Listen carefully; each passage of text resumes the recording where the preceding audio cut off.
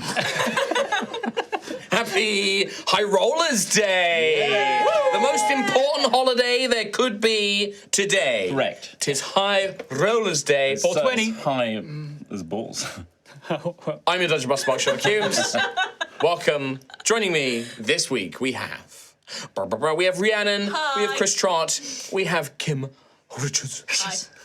Hi. And on the other side, Hi, everybody. we have Tom Hazel and Casey Morrison. Hey, Our wonderful, typical players. hell does that mean? What? Weight to it. God damn. These guys. Right. Quite a few little things to chat about before we get into the episode today. Yes. And to begin with, I'm going to hand you over to my good, amazing, darling, so intelligent, couldn't run High Rollers without her, Wow, Kim thank you. Richards. Damn. Yeah, you said that and all the words just went out my head and I was like, why am I here? Typical. We have stuff! It's here. You can't see it very well. can on the- There he is! What are these? So... What are those? We've had a collaboration with Geeky Clean for just over a year now, and they have made the amazing dice bombs.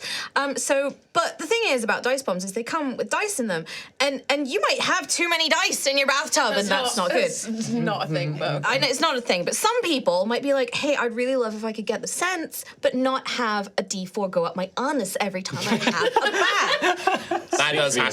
So we've solved that problem for you, and the kind folks at Geeky Clean have invented bath bomb rocks, which is basically our wonderful dice bombs if you take the dice out and you're left with the good smelling stuff. Yeah. It does smell good. Smells very, very good. So we have the full range. All of us have our character pots, as it were, if everyone wants to huff them. I couldn't reach far. They are available on the store double right huff? now at Geeky Clean. I can't reach. Rowan's got the best scent. nah, I feel you. No, Gruff does have the best scent. Xanthius. This is mint and lemon if you want to smell like Gruff, Xanthius. Ah, it smells like corruption. Why, you all smell very poor with the Empress bath bombs. I smell like jasmine, amber, and saffron, all the rich things. Daisy is. They are very Do strong. not recommend They're that. very strong. Yeah, we got mint, juniper, and There's a lot of glitter in them. There is a lot of glitter in Don't them. ultra huff them. What have you got? Ophelia's one is very popular. What have you got? I have cherry, violet, and amber, and I turn your bathwater red, so you can It's bathe in the very blood of your dramatic. enemies. Mine's very 420 kind of.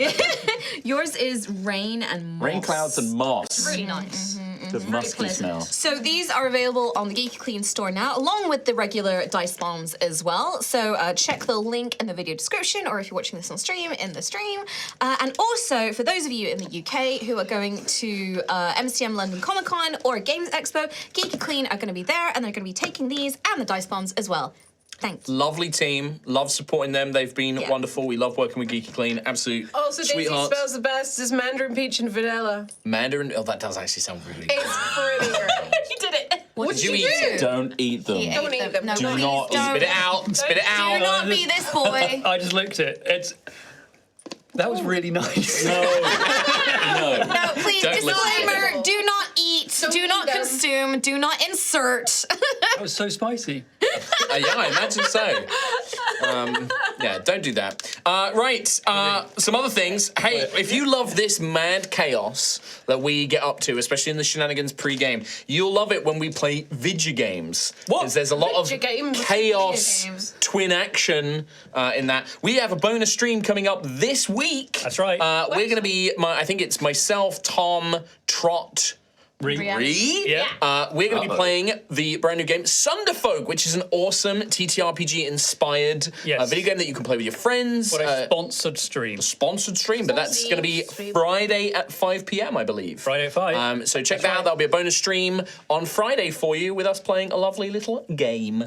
Always lovely. Yeah. This is actually a packed week for stuff as well. What? Because on Thursday, the 24th, at 7 p.m. Pacific, 2 a.m. UK time, but there will be a rebroadcast on Friday and available on YouTube, is Thresher, the episode of the brand new project I've done with Critical Role. My friend Jasper, our friends Jasper Cartwright, GMing, myself, and a bunch of very cool, proper actors who have been in like movies and shit. Abu Bakr Salim told me a very funny story about being directed by Ridley Scott and how Ridley Scott saw his bum. It was a very funny story. Wow. Pretty cool. And Is that in the episode? no, it's not. But yeah, lovely, really lovely team. That is Thresher. It's out on Thursday over on the Critical Role channel. But like I said, you can watch it on their YouTube and things like that as well. I'm excited for that one. We'll be retweeting it and stuff as it goes. Yeah. So keep an eye out on socials. And it'll be Yeah, there. me and High Rollers and that will probably be talking about it a lot. And also, the last thing to mention, and this isn't an official fundraiser or anything like that. We're not going to have a way to read your message or anything like that. But given the events that have taken place in the UK this week, if you're not aware, with the Supreme Court and trans rights and issues going on as well, there was a big march about it yesterday. There is a big fundraiser through the charity Not a Phase that is currently going on right now to support trans folks in the UK, and it is very, very needed right now. And so we would like to just encourage you to go and participate in that fundraiser and help raise some money for a really, really prominent and good cause and give the trans folks here in the UK that support. It is obviously a very important cause to my own heart, given my recent discovery and journey this year, but also everyone at High Rollers, like, we are very much a firm trans rights are humans rights and fuck turfs and all of that stuff. So very big important thing. And I also, and there should be a link to that charity to Not a Phase in the chat and hopefully in the video description as well. I also want to mention Switchboard LGBTQ, which is a great resource if you are feeling particularly affected by this event and these nerds and these events and the words that are coming out from the right-wing media and all this kind of stuff. Please do reach out to Switchboard, and they offer a service there to have somebody that you can speak to and talk about with all of that stuff and get help if you need it as well, which is very, very important. There'll be a link to Switchboard as well in the chat. And yeah, just hopefully if you've got, whether it's a $5 or a couple of quid or whatever, it would be great if you can send that to Not a Phase this week. And we hope that you feel like High Rollers is a safe place for you, because it is, because you are important and you matter. And you loved. Yeah. We love you. So absolutely. So that's it. Just like a very quick thing there, just to say, if you'd love to, we'd love to see that this week and ongoing as well. And that's it. And that is it for announcements, unless there's anything else from anyone else? If that's everything. We've had so much sugar. Yeah, I don't think So much that is sugar. mixing well with the packing peanut I ate before stream. He also ate, yeah. Yeah. It is a supposedly edible it's like potato starch. It's Allegedly. Yeah, allegedly. We'll see how Tom does. It's all right. You're gonna be unconscious for a big part of this episode anyway. But yeah, let's run that intro and we'll jump into today's episode of High Rollers.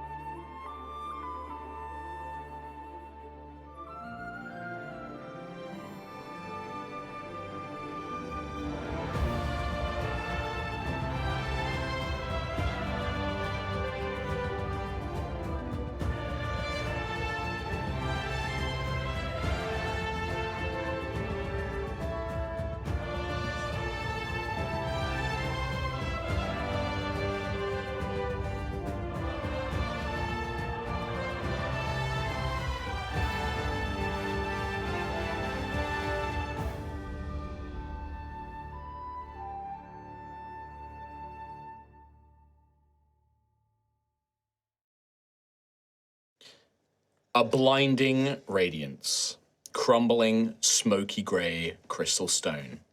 A desperate escape. Our heroes entered the final chamber of the Proto-Magi Vault, known as the Prism, and confronted the vault's custodian, Vermilion Oxa 9. The strange creature looked down on the party, both literally and figuratively, who asked if Oxa 9 could remove the crown still from Xanthius Oregon's chest. Sensing the power and the value of this strange mineral, Oxa 9 told them it would be a very difficult thing to do without killing Xanthius, and that it would be far easier to kill him and extract the metal instead. Seeking to claim the crown still for its Proto-Magi master, Oxa 9 surrounded itself with a shield and summoned creatures to do battle. However, Rowan, who had been identified as belonging to another Proto-Magi, suddenly pretended to be taken over by the Ascended One and demanded that Oxenine cease attacking them and help Xanthias in order to prevent diplomatic difficulties between the two. Dubious at first, Oxenine was convinced by another peerless performance by Rowan, who continued the bluff, and the fighting stopped, and Oxenine promised to try and keep Xanthias alive whilst extracting the crown steel. As the strange being began its weird surgery, Xanthias saw visions of a gold-skinned figure speaking to him, a manifestation of Sovereign, the original creator deity of Altheya, now imprisoned by the goddesses in the crown, encouraged Xanthias to seek vengeance and claim power. Suddenly, a burst of intense light blinded everyone in the chamber, and as their vision finally returned, Oxenine had been obliterated, and the vault walls damaged, breaking apart. In a hurried escape, as the vault crashed down around them, the party were forced to slowly escape via the entrance 4 at a time, with a number of rescued prisoners going first. Rowan, Gruff, Percival, and a Dwymera called Therival were the last to go, just as the entrance chamber collapsed.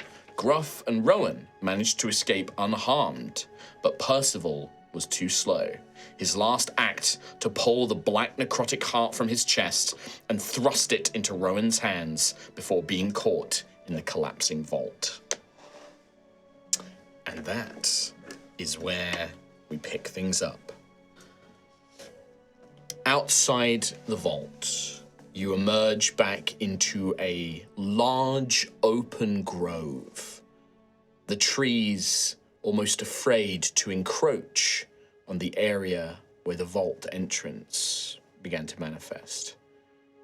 You are gathered at the base of a large tree stump surrounded by bones of fallen individuals brought here by the vault's constructs, waiting, starving, dying.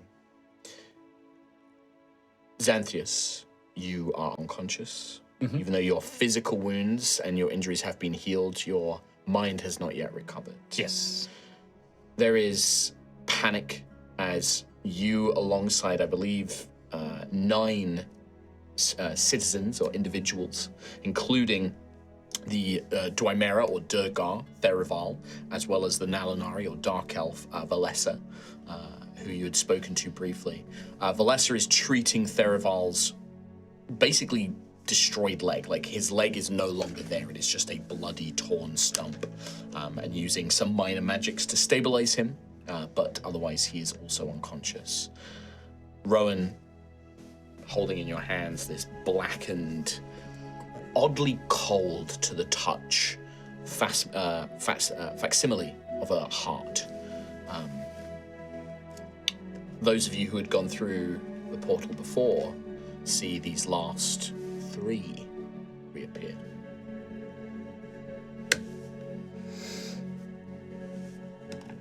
Oh, good. Everybody's all made it out. Everybody, 1, 2, 3, 4. Percy? Percy? What? Percy. Yeah. Okay. He reached out and he gave me this, and it was all too fast. I'm so sorry. Oh, it's okay. Don't apologize. Thank you. Is this?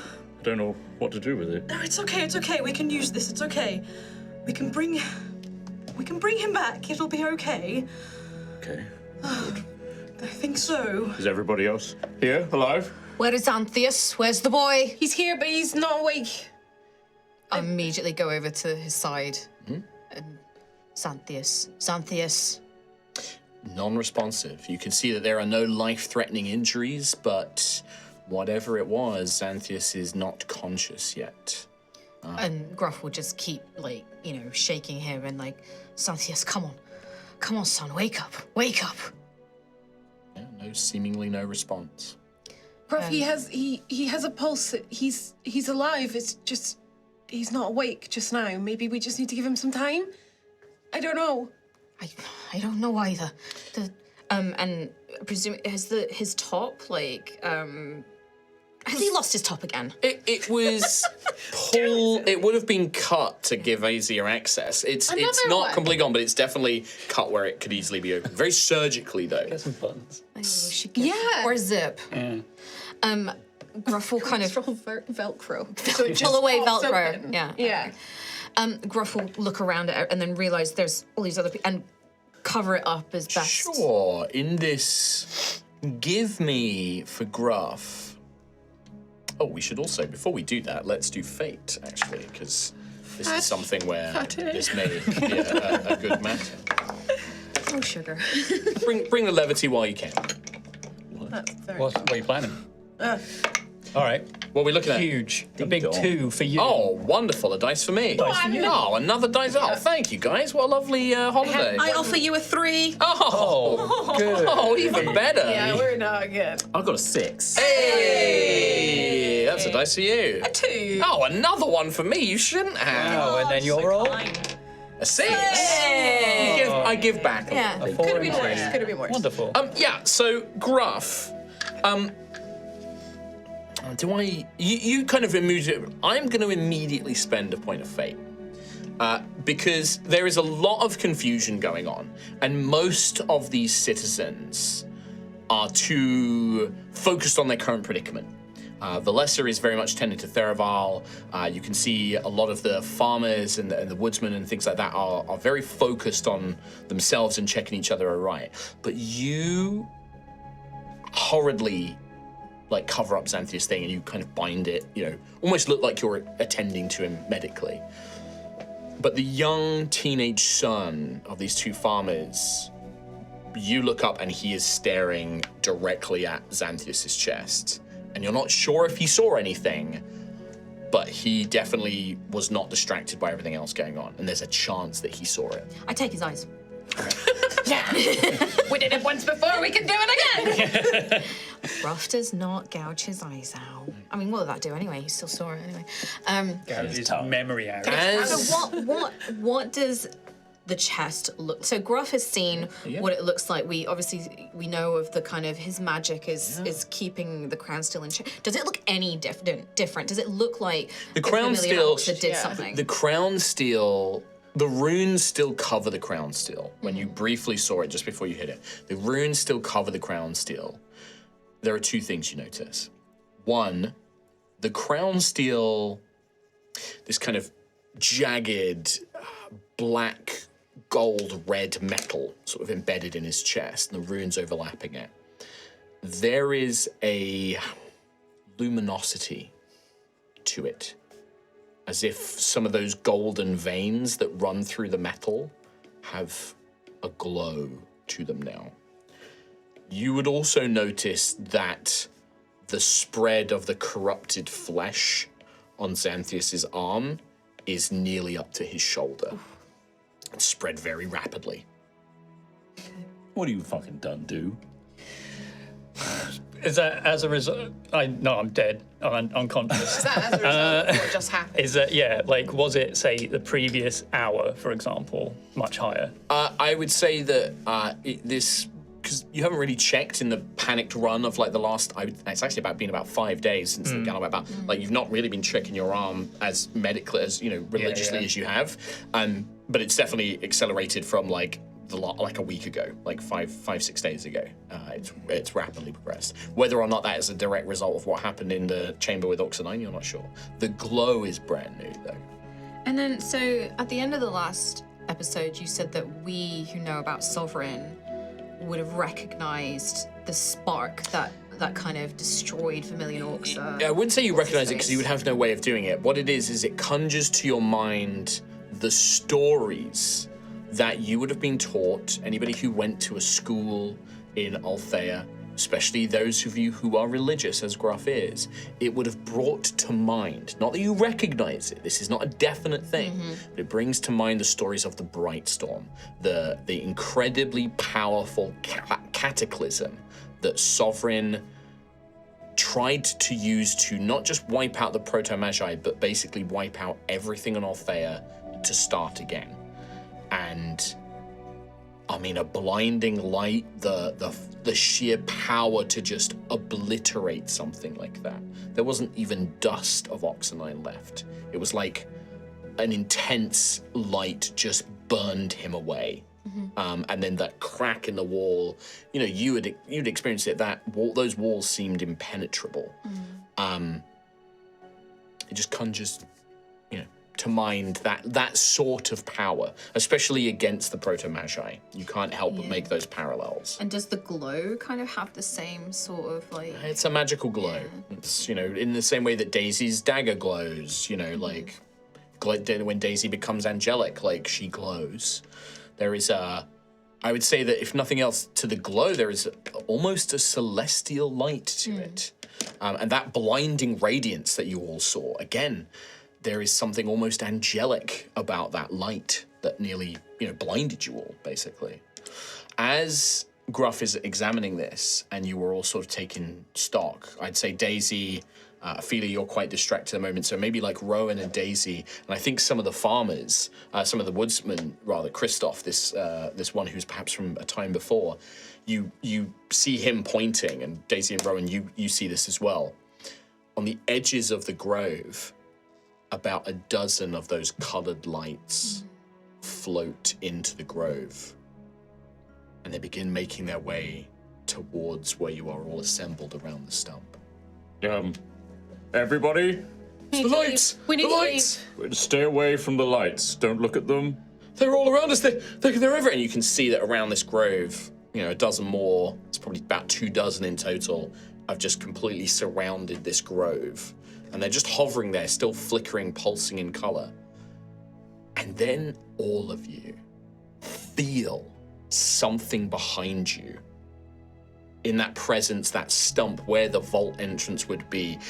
You don't see anything, you don't hear anything, but in your body, in your gut, in your heart, you feel like the air itself snaps and breaks. And all of the lights flash and then go still.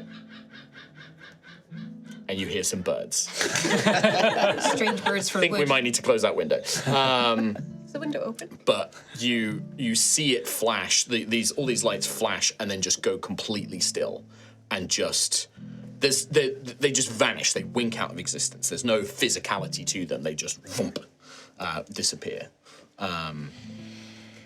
Okay. Is everybody all right? Does that mean that the vault's gone now? If they're not here? Do you feel that too? Are they gone? Are they invisible? They were the ones that took us here. I think we should just move away from this clearing and go somewhere nearby and set up a camp. Rest. Yes. Body system, okay? Everyone, the person to your right or to your left, you look after them, they look after you. And we make sure we all get to safety together. Okay. You look down. Somebody will have to carry Xanthias. I will. And, okay, Gruff, you start picking him up. It's going to be tiring for you. You're not especially strong, but it's going to be tiring.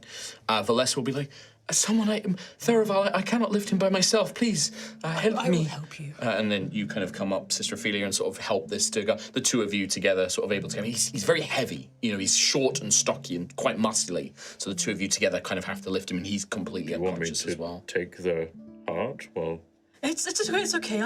I shall keep hold of it for now. It's okay. I'll just. It's small enough to put in like your satchel and. plus Thank you. he's gonna be back, right?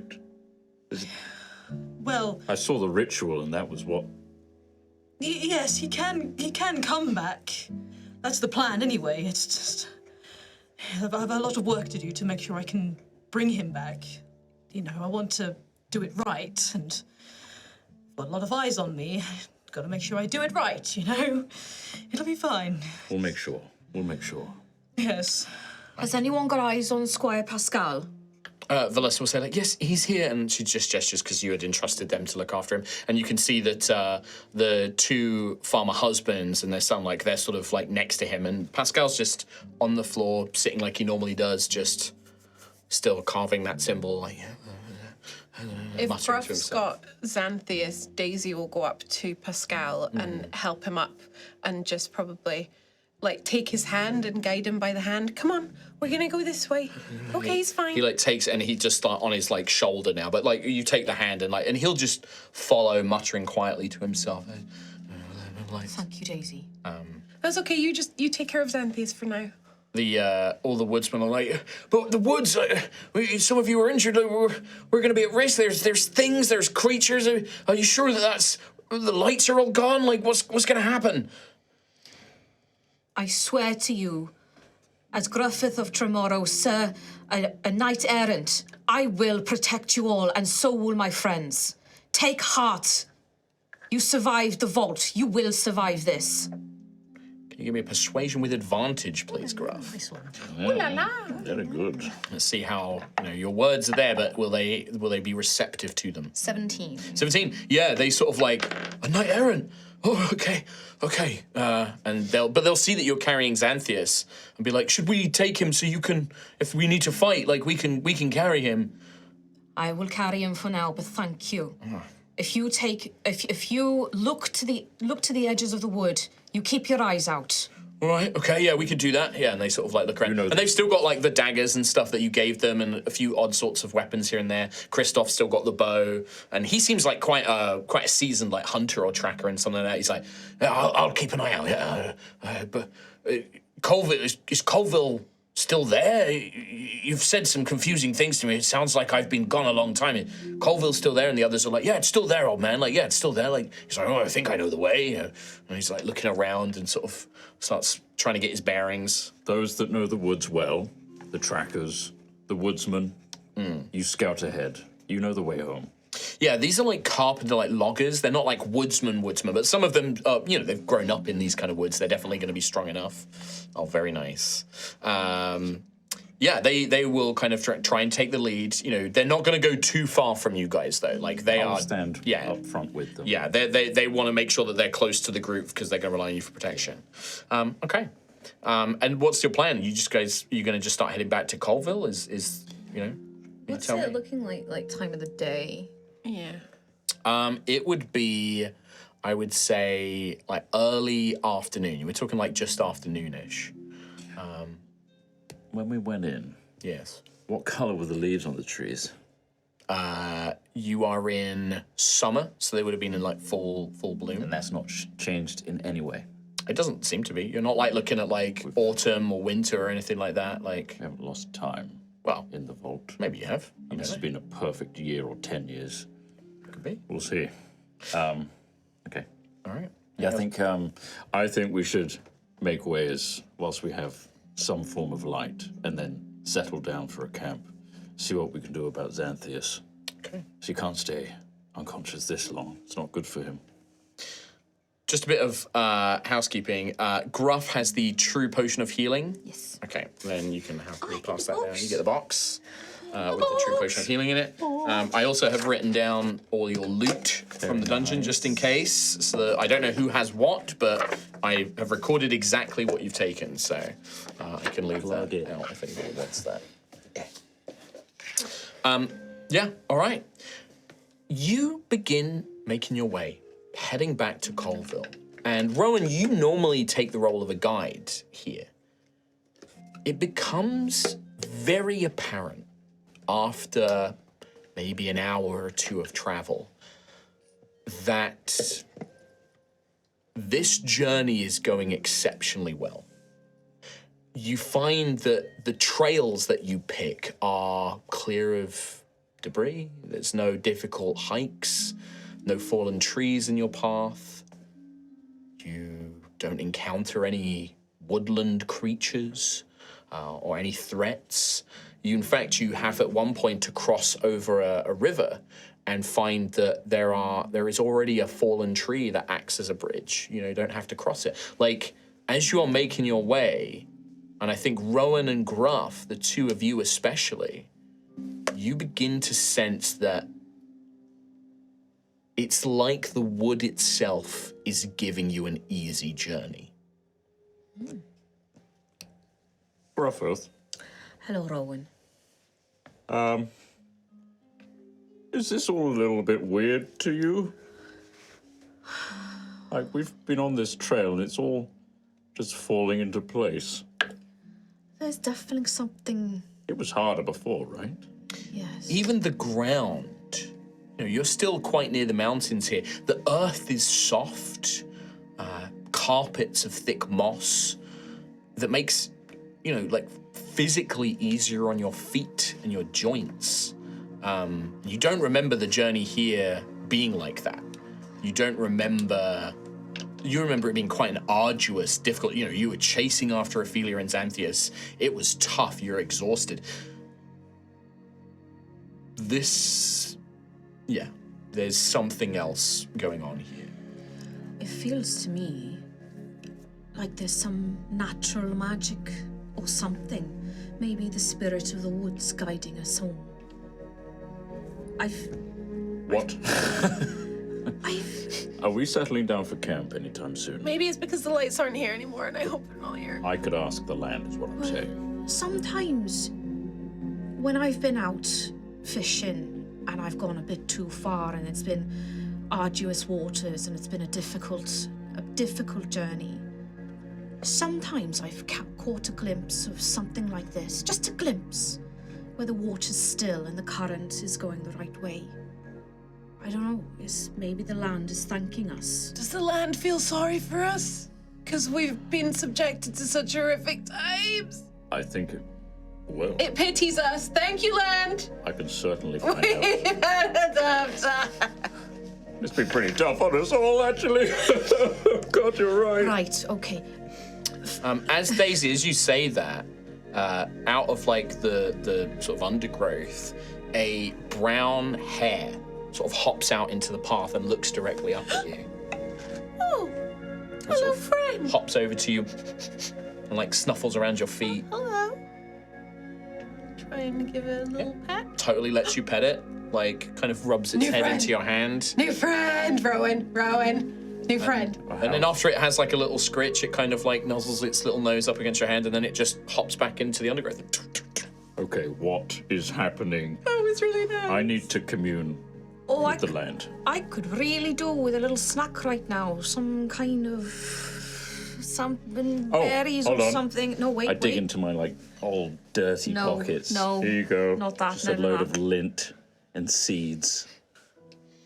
I think that's an old sausage. You want that? Oh, thanks, Rowan. Really, yeah, it's not what I had in mind. What's Ophelia up to? Well, he's carrying this poor lamb. Yeah, you're sort of helping it. Like you Yeah. kind of got like shoulders on with this, and for Ophelia as well, because I think Ophelia appreciates these things. Like this beautiful woman who's like helping you, this priestess. I've described it before. The Nalinari have this like supernatural allure to them, and she's one of the most beautiful women you've ever seen, and like, she's very delicate, very tall, and like has this perfect like dark purple skin, covered in like priestly robes. You can immediately tell that this is another very devoted acolyte. Has the symbol of melee around her neck, and sort of you've picked up on like you can hear her like praying to her goddess, for Theravol's safety and things like that as you're making your way there as well. And I think Ophelia picks up on those kind of things, because Ophelia appreciates beautiful things, Yeah, right? of So I course, think yeah. like something that Ophelia would definitely pick up on, I think. Yeah. Yeah, I think she's carrying this dwarf, but like the Dwegar. But I feel like she's trying to distract herself, because I imagine he's kind of a mess, right? And he's covered. His wound has been sealed, but Yeah. like the leg is like a tattered trouser, and it's like there's dried, crusted blood on the end of it. Like it was not a clean cut. No. This was like rock crushed it, and then he got pulled through a magic portal, leaving the leg behind. So it's like jagged and raw. Yeah. It's like a hacked off bit of lamb. It's like there's this. Dude. This. She's trying to fight that primal urge that she has, right? She's weak. She's lost Percy. She's. Yeah. And that little bit of blood would just be so nice right now. Yeah. So she's just trying to distract herself, talk to this lady. So what's Melee like? Oh my goodness, she is wonderful. She very much came to the rescue of my people when we were, horribly cursed by creatures of the Feywield that saw us, that ran us from our homes, and she saved our kind, and our kind in return, in the Veiled City, we have repaid it by worshipping the goddess as long as I can remember. I was taught it from an early age when I was a young girl. My priory that I grew up in, we have many temples and churches to Melier, and she is wonderful. She is very kind and understanding. She respects those who keep secrets and who love and care for beautiful things. And yes, she has many teachings about things. Are you religious yourself? Oh, yes. Here we go. My deity is the Grave Father. From the Grave Greylands, yes. The planar. Yes. Oh my goodness. And she can see that she's quite shocked. But you are not from the Empire. No, I'm from Osseous. Ah, Another yes. continent across the sea. We have heard of this place. How curious. And you worship the Grave Father there? Oh, yes. Well, he's like a father to me. He's so caring and he's so wise and powerful. I can understand these feelings. Melier is very much like a mother to us. It is a very similar thing to have a great respect for someone who has nurtured you and cared for you like that and shared their wisdom with you. Yes, he brought me back from the dead as well. It's quite a story. Truly. Yes. There have been some tales, great champions of the Nalunari and Dwemera, those who proved themselves in their service to Melier who have been blessed with similar gifts before. Ooh, do tell me more. I love Yes. this kind of thing. And she'll start telling you about some of the religious practices and things like that, and you get the sense that unlike the Church of the Scions where you've been in Ashen's Rest, and I think Ophelia, you would pick up on this as somebody who's very favored by the Grave Father yourself in the House of Blood, especially. You get the sense that these Dark Elves, these Nalunari and Dwemera, they are favored by this goddess, and she does give them boons and rewards kind of similar to you. Yeah. And she tells you of knights who are well, they wouldn't call them, they have not necessarily knights. She would tell you, I am what my people call a sunwalker. Long ago, when we first established the Veiled City, the Empire and the Dragon Empress was not very fond of this, and they initially sought to attack our city and to claim it for their own. But Melier managed to convince the Empress to bargain with us and to reach a peace treaty. And as part of that treaty, every year, volunteers from the Nalunari and the Veiled City, we are sent up here to the Empire to work and live in amongst your cities and provinces. And in doing so, that is sort of a service that we provide to the Empire, along with the Gloomguard, whom sweet Theraval once was, who protect the Empire from threats from below, from the Stygian abyss, Stygian depths, sorry. And so it is my duty. I travel many temples and churches, and I teach our beliefs of Melier and some of our rites and rituals, and we tell of stories. And I could tell you some stories of shadow sworn like Theraval, who are bound to protect us, who have died in service of their ward and have been returned to life and things like that. Yes. Like Percy. Oh, Percival is your skeleton. Yes. Oh, not quite the same. More like what happened with you, return to life in flesh and blood. I see, yes. Yes, necromancy is, well, Melier is not against necromancy necessarily, but it is, some consider it a little, well, it is not always very clean and beautiful in a way. Well, I'm clean and beautiful. Oh, no, of course, but you are familiar with necromancy, yes? You know that sometimes a corpse who is not cleaned, not skeletal, I mean. Oh, I see. Well, we have a house, an Osseous, that deals with the yes, I know what you mean, yes. Yes, the ones that they smell a bit foul. Yes, yes. I think that and necromancy is there is a part of necromancy which is very much about giving life as well as taking it. And Melier lives in this sort of exchange between the two. It is funny, the Grave Father is spoken of, Melier speaks of the Grave Father not necessarily as a great enemy as the Church of the Scion teaches. To us, in our teachings, the Grave Father is a sort of, I guess in a way, a sort of estranged uncle, almost. Oh, that's fascinating. Yes. And the two of you continue this kind of theological discussion as you guys make your way. But yeah, you definitely can sense that this, whatever her religious teachings seem very different to the faith of the Dragon Empire, it seems. Like, they seem to have a much more close relationship with their goddess, much more akin to what the Great Father has in Osseous. Very cool. Yeah. And yeah, you kind of have that conversation. The rest of you, as you are traveling, the sun begins to set. You've been traveling for several hours now, and it has gone remarkably well.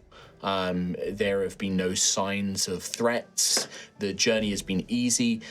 You don't even really need to worry about getting lost. Like, there is just something, Rowan, that you're pretty confident you're on the right track. And almost if you go to, like, divert, like, if you start heading too far one way, the trees become thicker and you're sort of urged back into a path almost. I see what you're doing, trees.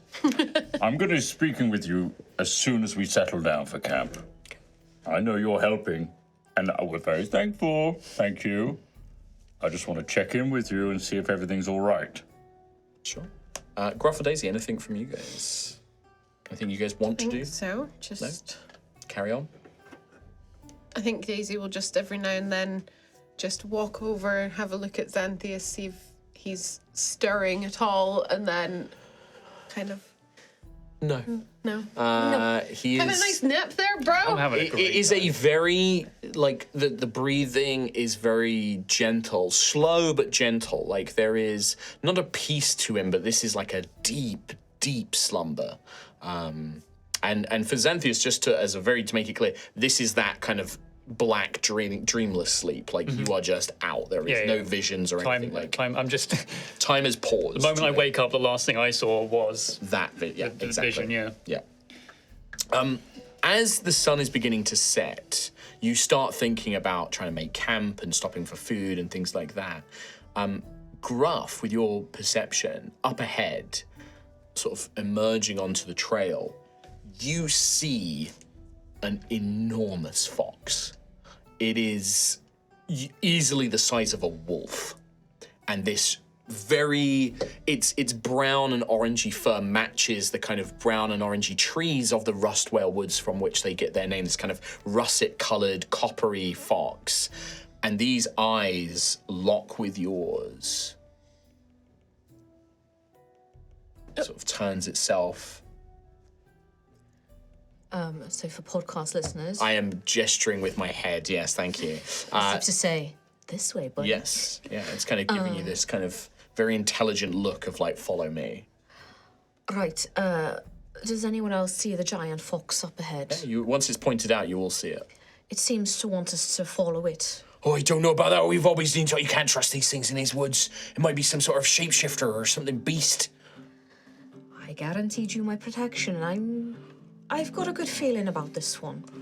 Oh, I don't know about that, but if you think so, Mr. Knight, sir. All right. How big is Fox? This like the size of a wolf. It's huge. For a fox, it's massive. If you say so, Gruffith. It like cocks its head. If It like you're looks not at you, sure. Daisy. He's saying it to me too. Look at the little face, the giant face. Can I try and read this animal's body language? Give me an insight where its roll. tail's positioned, etc. Can I speak with animals? Have you got it to cast? Yeah. Yeah, you can cast speak with animals? Druid, yeah. Yeah. They changed it up. I'll hold off my roll. You can roll. Yeah, but you still roll. Like, yeah, let's do that first. 50? Total insight. So you 18. Okay, 18. And then you start gesturing and casting spells. So like in the time that it takes, because it does take you like a few seconds to cast a spell on Yeah, yourself, Gruff. if you it's must good have body some language, I would encourage Gruff to like. Yeah, so like Seems it's not looking at you like a predator. Seems alright. You know, if this was a predator, it would not have revealed itself so openly. It would have stalked you. You get the sense that this creature probably could have moved very quietly if it wants to, but it's appeared directly in front of you, and it doesn't show any aggressive signs. Territorial or in any way. No, Not no, holding its stance. no. It's very relaxed, very relaxed. And I then think yeah, that's a friendly fox. yeah, Gruff, you finish the incantation. You feel that sort of energy. Your ears, your little lean ears, kind of pick up on the sounds, and you can maybe hear like muttering from all around you, like as in like the little it's birds. really noisy. But no, it's like a crowd murmur, right? Like in the distance, like you can see a couple of birds. Yeah. That's all they're doing. I want to fuck. Yeah, there's That's a little what bit. we're hearing in the woods every day. But yeah, you definitely hear some of this kind of going on. Hello, friend. It cocks its head and it smiles. Like it's an unmistakable, this fox smiles at you. But it doesn't speak. Avatar of the woods, are we? Smiles back, looks at you, gestures. All right. Come on, everyone. It's safe. Gruff, can you tell it that I think it looks really cool? And nice. I think it understands you itself. You look really cool! It smiles at you as well. Yay, friend. Gruff is just doing fox screams. What does it all mean? Yes. So yeah, you start following this thing, and it leads you very like off the trail that you're kind of following, like these kind of rough woods trails that you're kind of following.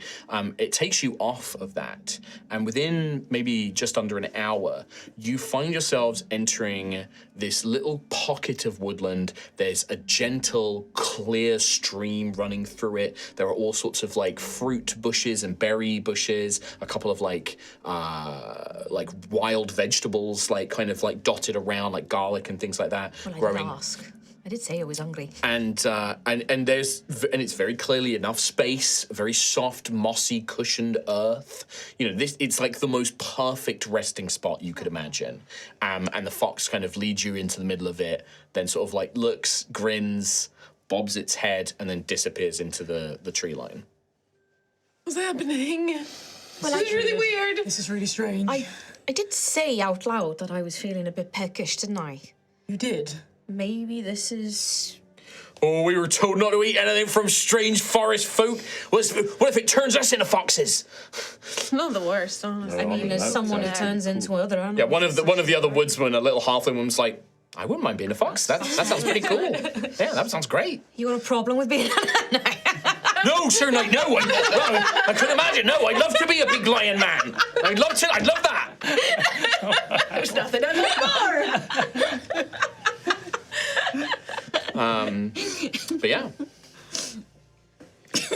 Well, if this isn't some sort of strange shared hallucination after coming back from the vault and everything's all picturesque and wonderful, then I say thank you. You can see Valessa will like look up, and it like where the tree line is, there's enough of an open thing where the moon is almost shining into this place, and she'll be like, "No, this place is blessed by Melia. I'm certain of it.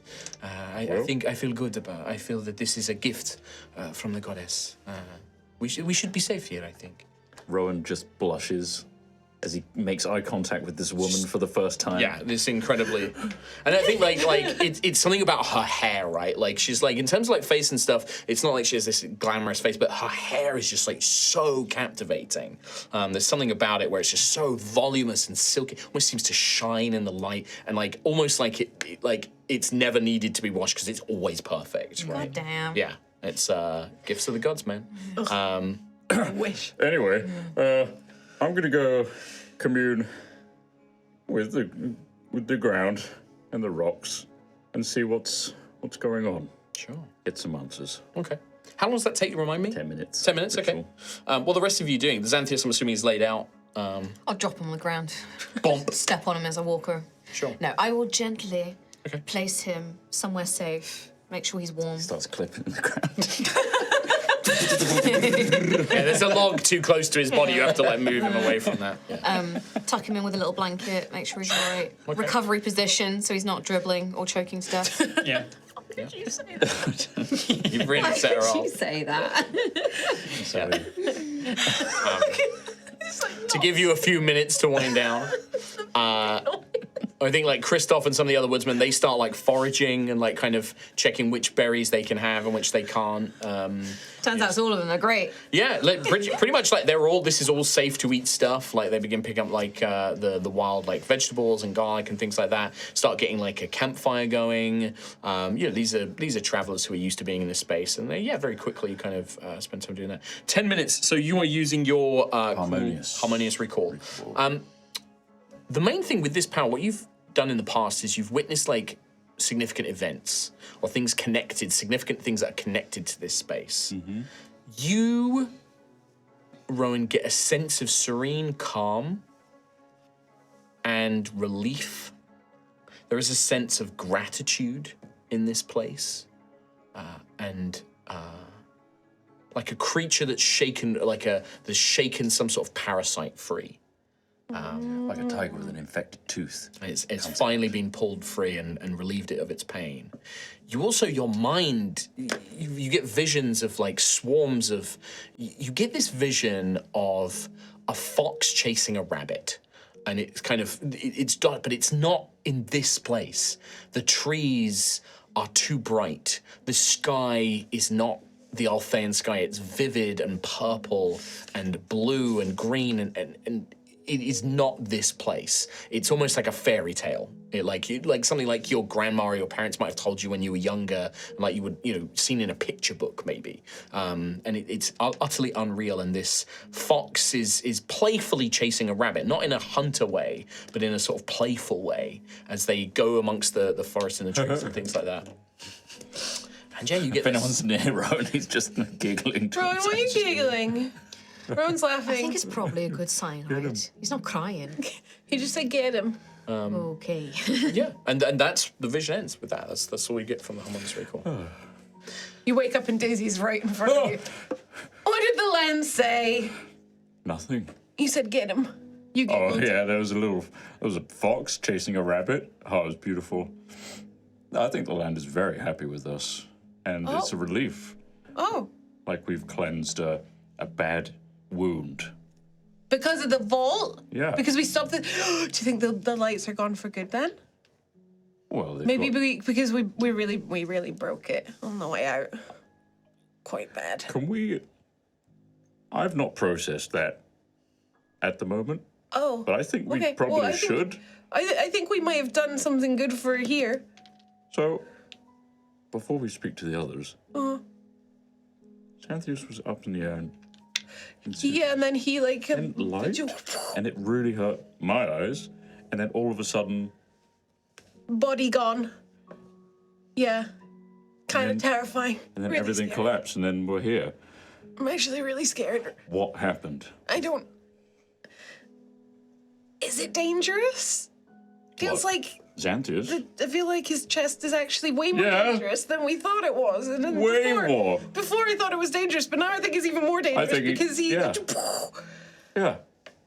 When someone tried to get at it, it was like, So I don't think we should ever touch it ever again. I wasn't intending to, but I'm worried about him controlling that. But it seems okay now. Because The he's runes not are... awake. The rune things are back.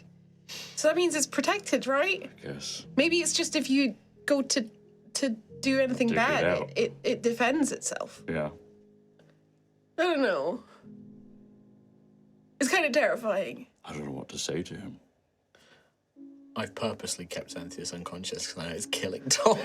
He's like, yeah, you have this conversation. Maybe we should. Maybe we should talk as a team before he Away wakes up from to the make, others. to make sure that we're all like. We want to make sure he's okay, Yeah. and Let's get Gruff him. will know what to do. Maybe, hopefully, I don't think any of us really do, but maybe we can make a plan. Yeah. I'll find Gruff and Ophelia, and we can have a little plan together. Yeah. For when he rises.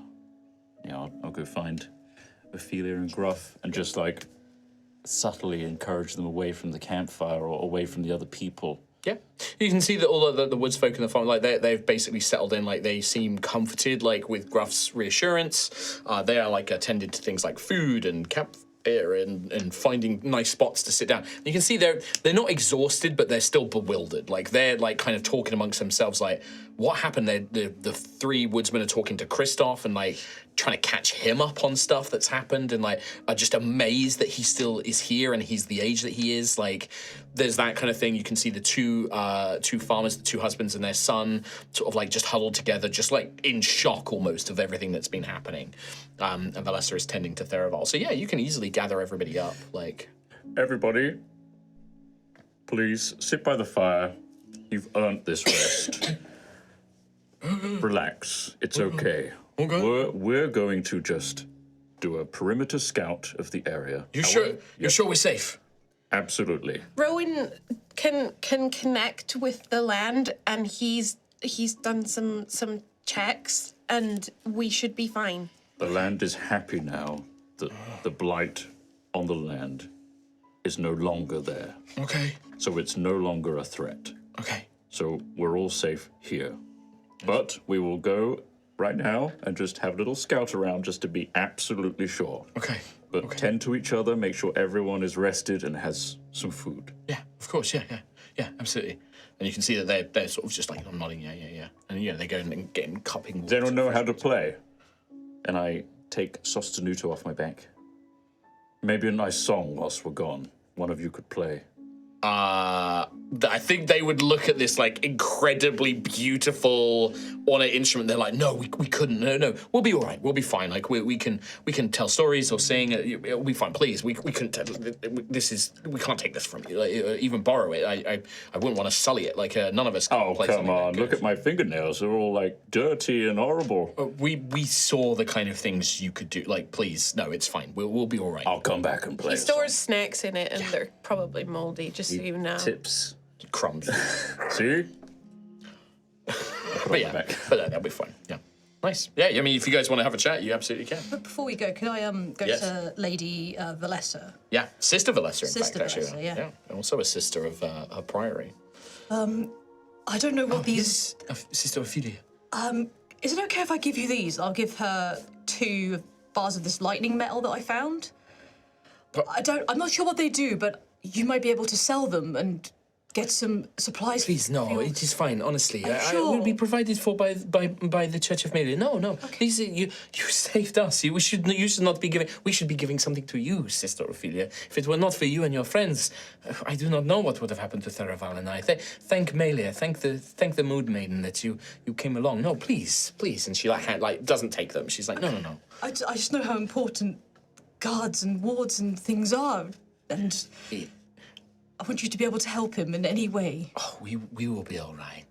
The Dwymera are very clever people, and there are many who have lost limbs in their battles in the abyssal depths, and they will construct him a new leg. They are experts with metal and wood and stone, and they will make something for him. They would in the Veiled City. They will make sure that he is provided for. He has done his duty as a Shadow Sworn. They will honor him for this. This will be an honored wound. Okay. Please, do not worry.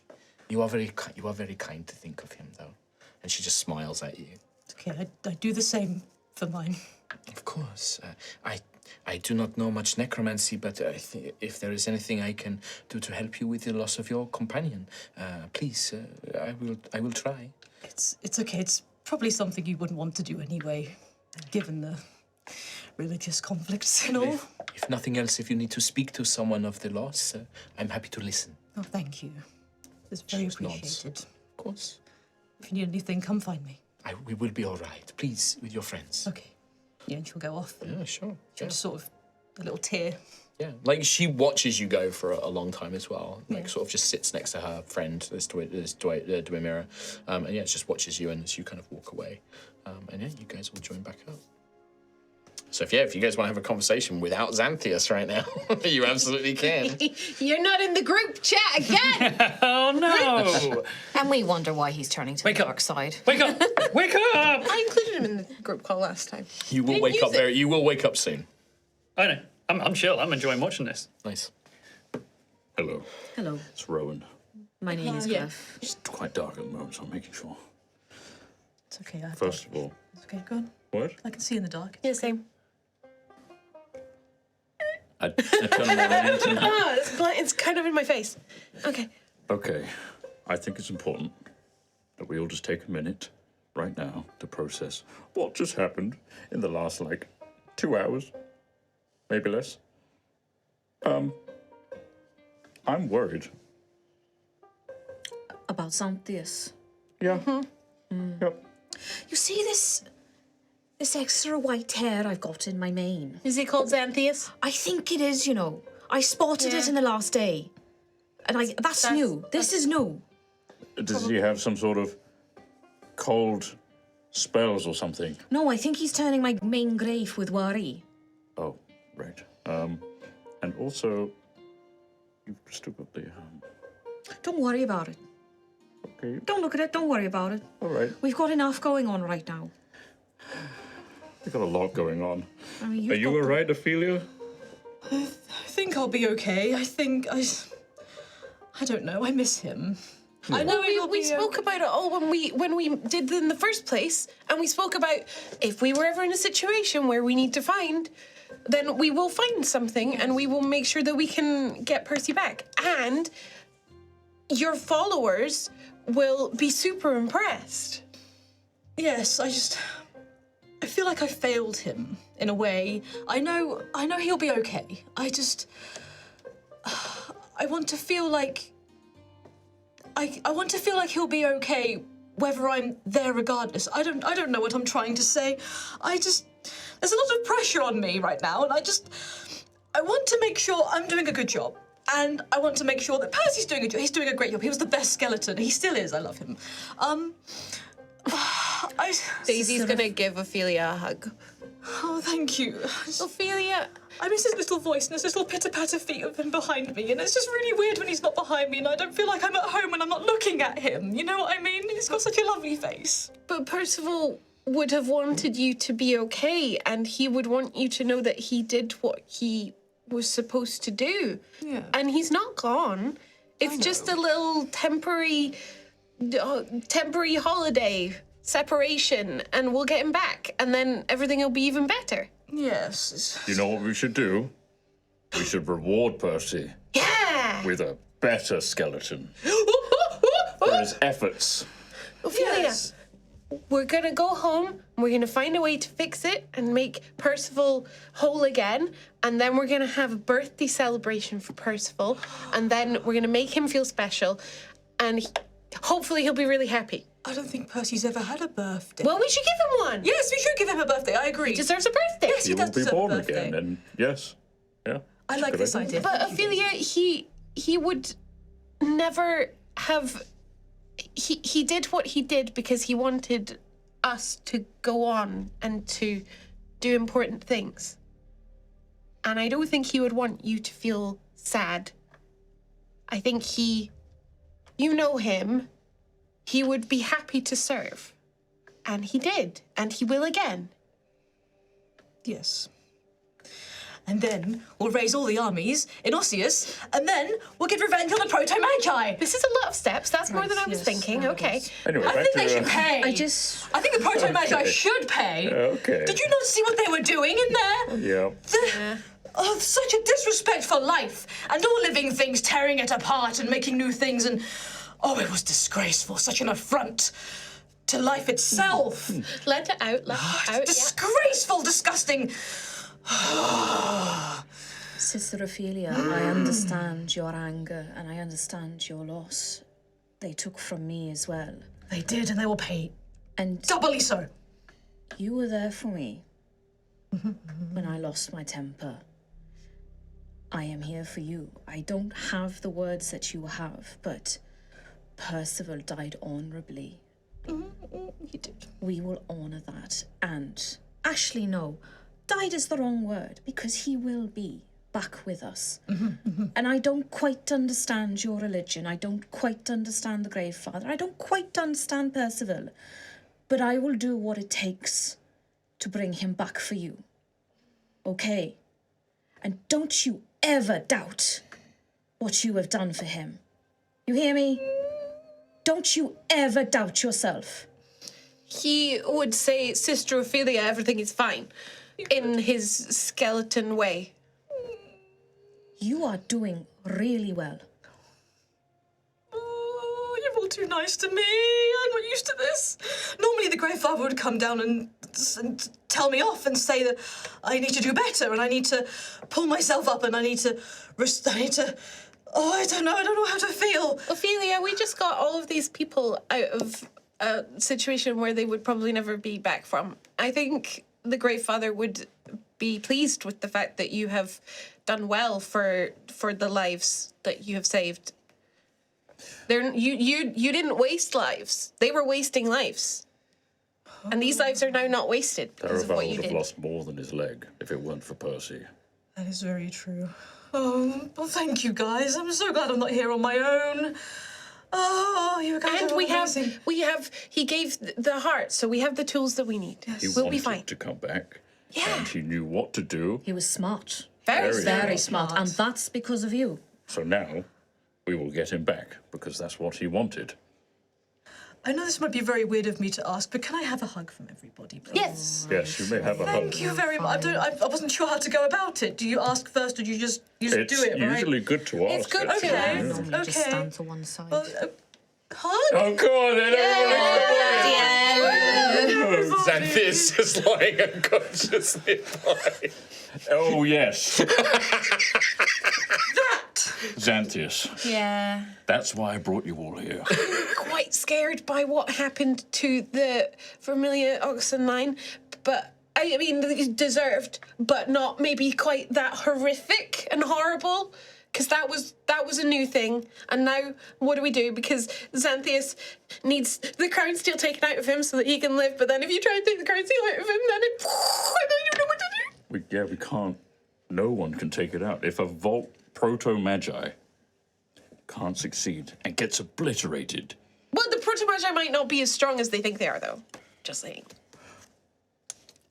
Well, they made the Galawak and all sorts of really powerful, Yeah, but horrific things. but Maybe they're not good at surgery. Maybe. But either way, it defended itself. The crown still, I assume, unless it was I don't know. Art Xanthius that did it.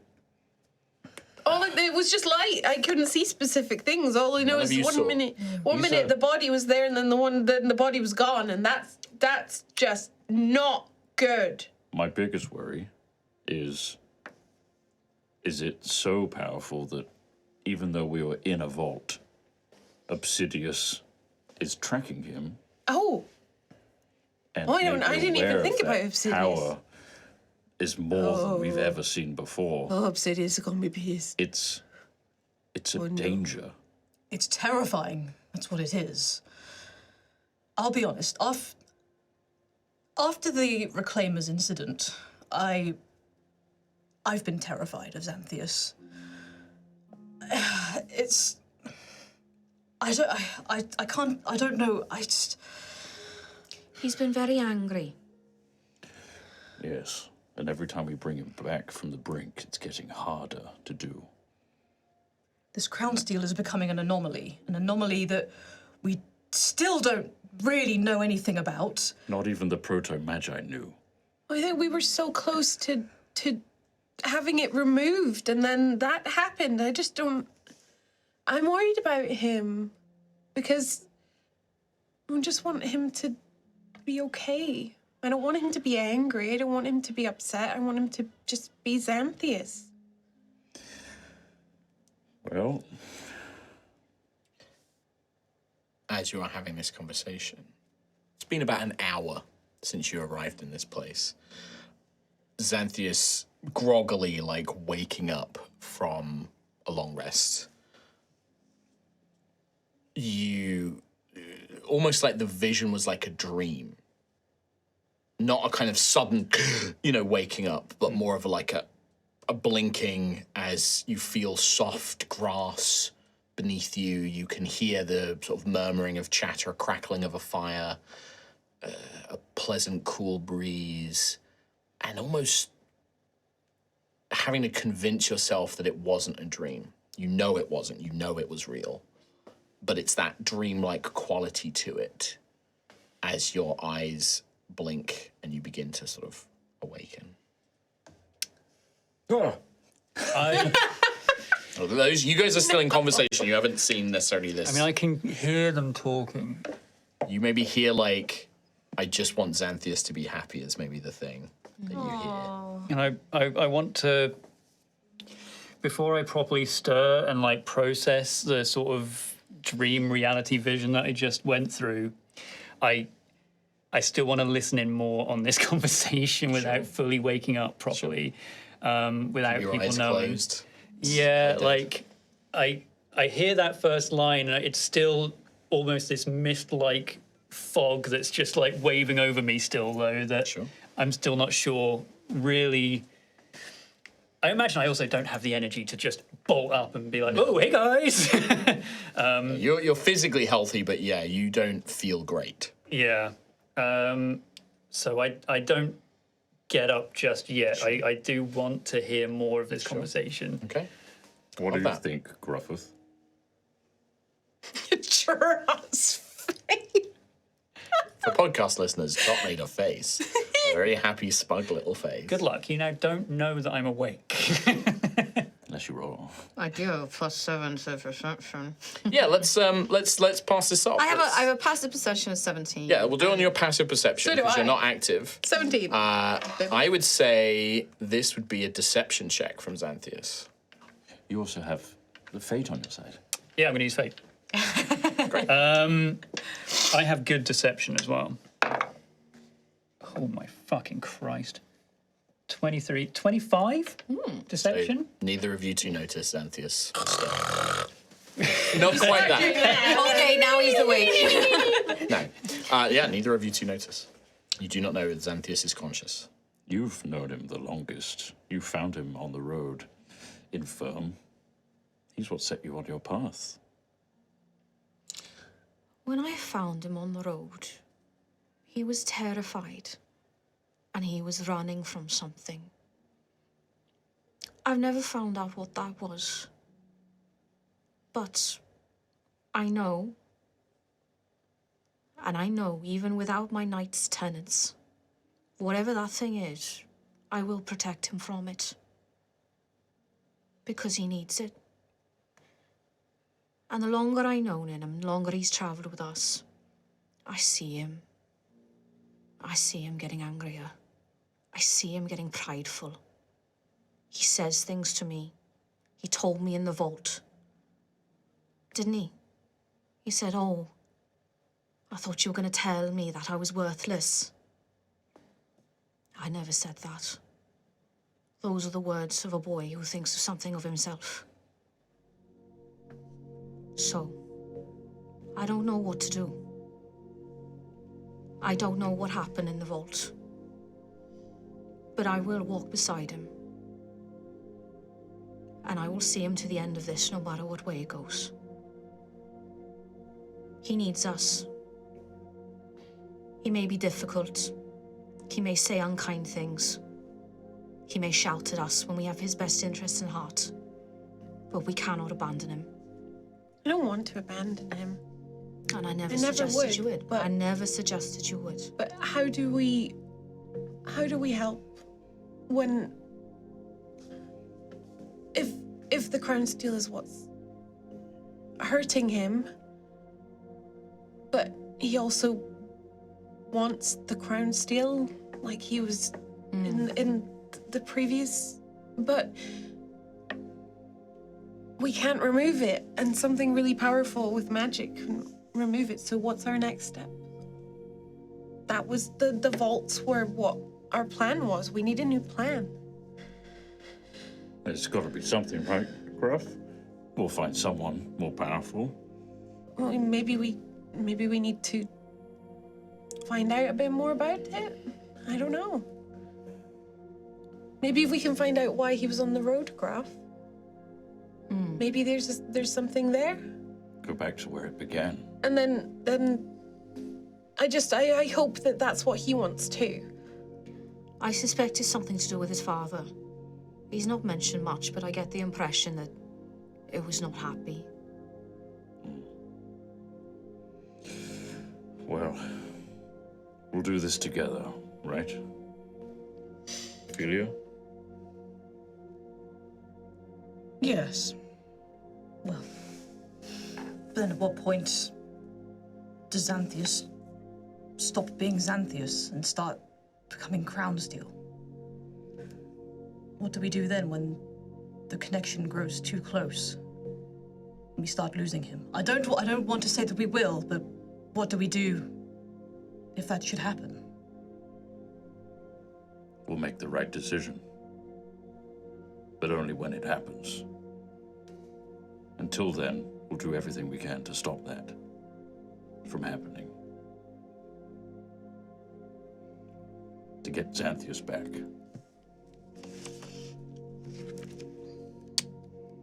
As you say those words, you hear Valessa, the Nalanari. Friends, good night, Sister Ophelia. There's something you need to see. Sort of calling to you back to where everyone is. Oh, all clear out here. Good save. No, you really... hello? You should come back now. Okay. Okay. I'll pick up Xanthius. Sure. Here comes a forklift. Yeah, I think with the 25, it's still pretty impressive. burp. Like, just playing Yeah, dead. I mean, I think if you go close to Xanthius, I don't think you need a perception check to see that he's not awake, but there are tears going down the sides of his face from a series of different things that people have said. But like, it's enough for you to see that he would have heard some of it. His wet cheeks. Yeah. I'll gently pick him up, but So you're not going to say, you don't reveal to the others I that... do not reveal it. But I make it clear that I know Yeah. that you know. It's almost like you can tell like the breathing is different now. Like he's Yeah, now that almost you're close repressing enough. this like kind of like, yeah. Sure. I love that. Love that. Excellent stuff. You guys make your way back into the glade with everyone else, and yeah, you immediately see what Sister Valessa has called you for, because around the edge of this glade, you see like 20 hares, 8 foxes, watching, sat down, just looking at everyone. And then they sort of look at you all, beady eyes. The rabbits turning their heads, the foxes kind of looking at you all. And then you begin to see from the trees themselves, masculine and feminine forms pull themselves out of the trees. Their leaf-like hair falling over their body, very sort of delicately covering their naked forms, as they, very gentle, soft faces kind of like look onto you all. The villagers have all sort of huddled together now, sort of like, oh God, what's happening now? As you then see fireflies and little glow bugs begin to kind of filter in, almost becoming like lights above you, like strings of lights framing this place, as music begins to drift through the woods, and you hear harps and you hear little pan flutes as a song begins to kind of echo through. And you hear, oh, hear the song of Our Lady and her slyest lover too. She leaps over moon and stars alike and comes dancing here to you. In a castle made of willow, she spied a knight so true. But he was a fox and she was a hare, so she was his to pursue. Through glade and wood they capered, watched by holly, oak, and yew. As they chased each day drew weary, they fell asleep and the hunt anew. And you see satyr and pixies playing these instruments begin to filter through as a line of hares and foxes almost form like a corridor out into the woods. And emerging from the tree line come 2 figures, almost like royalty, like nobles of a draconic court. She is very tall, very thin and willowy, with 2 great hair-like ears, like a wild heart might look. but dressed in this gown of green, looking a little old-fashioned for like a cauldron or something like that, like more like a fairy tale princess or like a queen in this kind of green, long-sleeved, very Arthurian Guinevere-style robe, decorated with jewelry, very sort of trim, a little rabbit nose, kind of like tilted up, and like very delicate features, blonde golden hair spilling down her back as she walks, and beside her, sort of holding her hand, is a knight dressed in this kind of russet coppery red armor. You don't see much of like his body except a big bushy foxtail sticking out the back and a red tabard.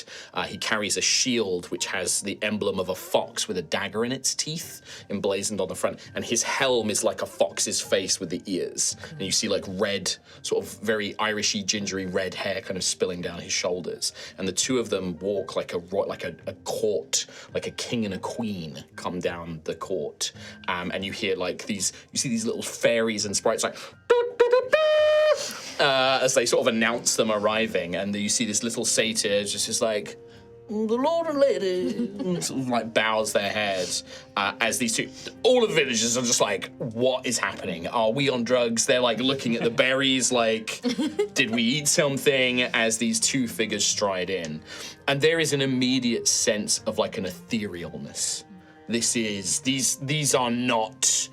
Oh, this is not a wild heart. This is not a pair of wild hearts here. There is an immediate otherworldly sense. Nim, Daisy, Fae, they are from the Feywield. Oh. And she, like, I recognize this feeling. These are creatures of the Fae. Like Nice Blackwing. people? They good? We shall have to see.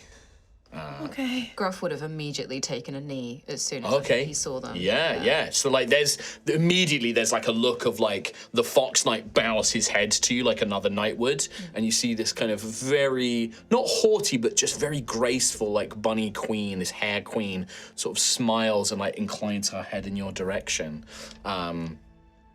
As they sort of enter. And you would hear the woman will sort of speak in this kind of lilting voice. Greetings. I am Servilia. This is my companion. You may call him Sir Volpes. Sir Volpe. Can you spell them both? Yes. Sylvilia, Silvilia.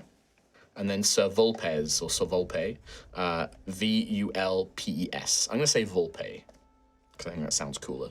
Can you spell the first one again? Sorry. Sylvilia, Silvilia.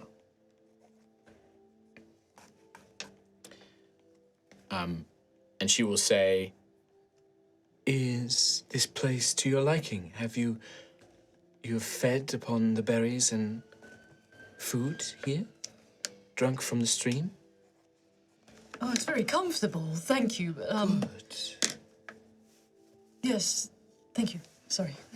There is a look with you, Ophelia. Not a dislike, but there is a sort of, not coldness, but like a sort of, more of a hesitation than with Gruff, for example. Very similar to how you remember Blackwing was a little off with you as well. Yeah. These are, if they are Fae, they are the sort of prime enemy of the Greylands. But there is a, thank you, we are pleased that it brings you comfort. The berries, they look pretty. Do you have anything more crimson in flavor? You see Sir Volpe like takes a step and puts a hand on like a sword at his side, and then is sort of held back by his partner. If that is what you ask,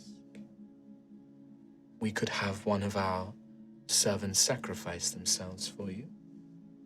I think that is only Quite a fair lot. of you to ask. We seek to provide you nourishment as thanks.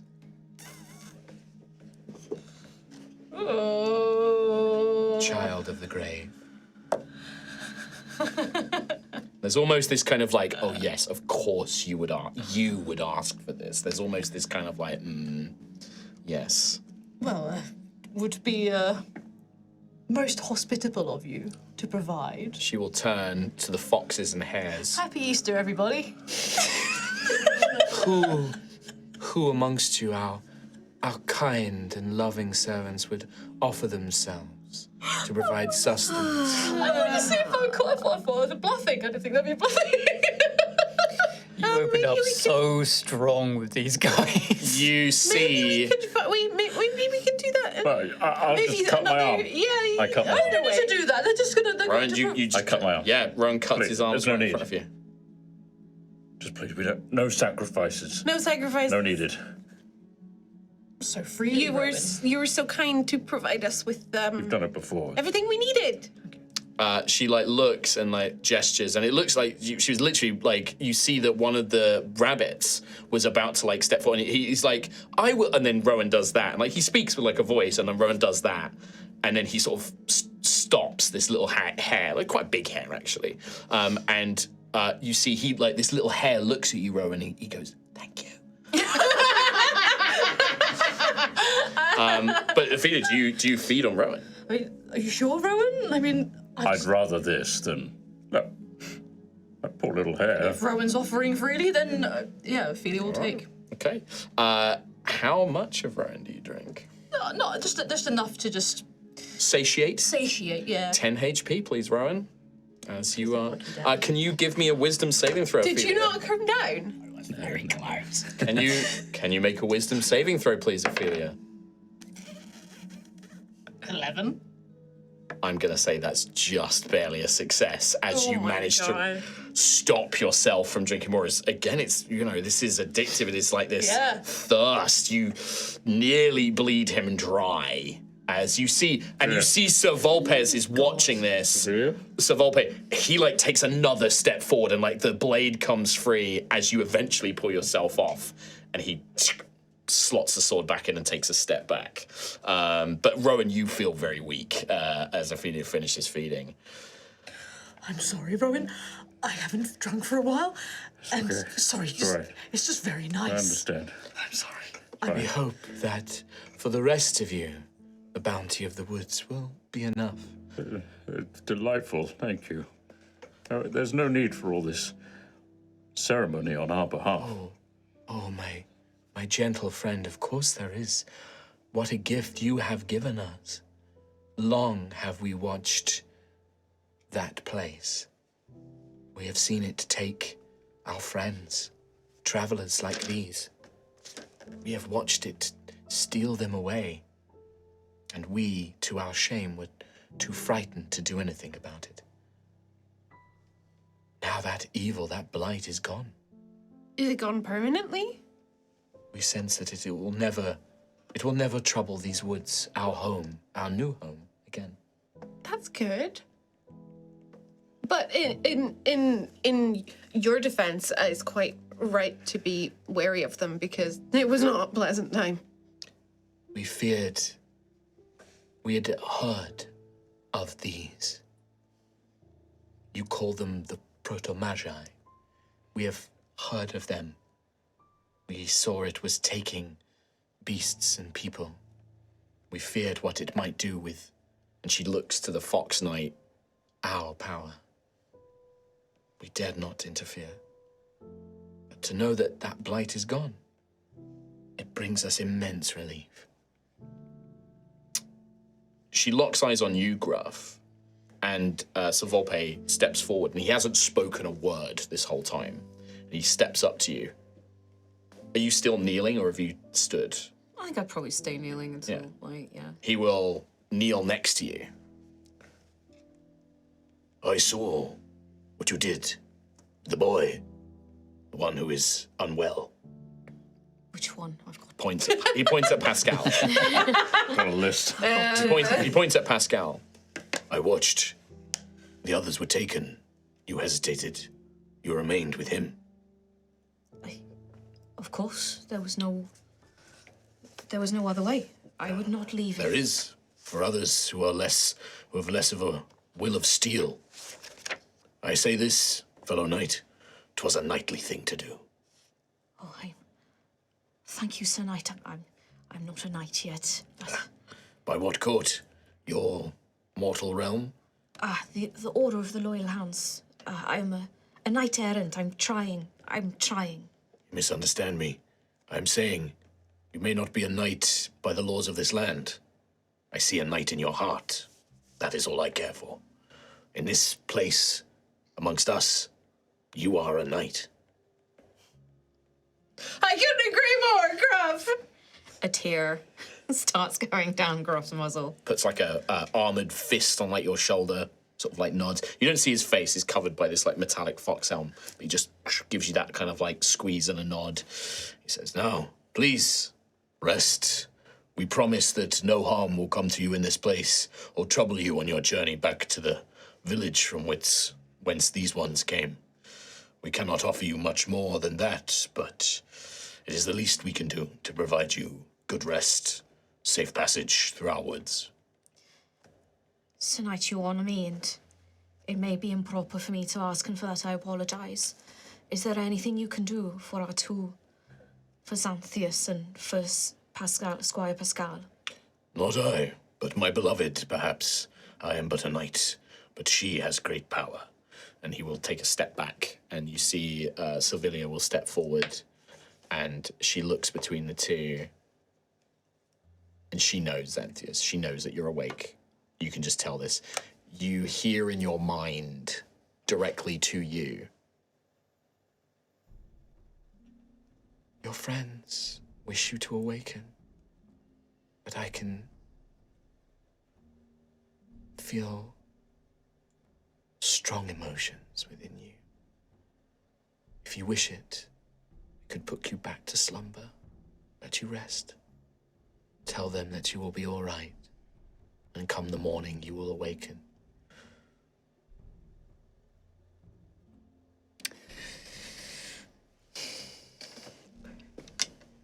I would agree, I think. Xanthias doesn't have the words or the capacity to approach the situation right now. I think he's a little overwhelmed because he can still feel it, right? And he really didn't want to still be able to feel it. Sure. But also some of the words that everyone was saying when they were talking about Xanthias, it's overwhelmed him a little bit. Sure. Yeah, she doesn't even need you to respond. She just kind of senses your answer. Yep. Rest. The words that we speak, our gratitude, extends to you as well. I know you carry a great burden, but rest in peace. No dreams will trouble you here. She kneels down next to Xanthias. She places a hand on his forehead. You immediately fall asleep. And she says, "This one, he is fine. He will be well. He needs rest. Slumber. He will be safe. Thank the Scions. Thank you. I have done very little, but he will dream a dreamless sleep. He will awaken. This one, something." She goes over to Pascal, like cups his face. Something terrible lingers in this one. I can heal him. It will take much of my power, but we are beings of the Feywield. Life is very much in who we are, but there are rules and boundaries to our power.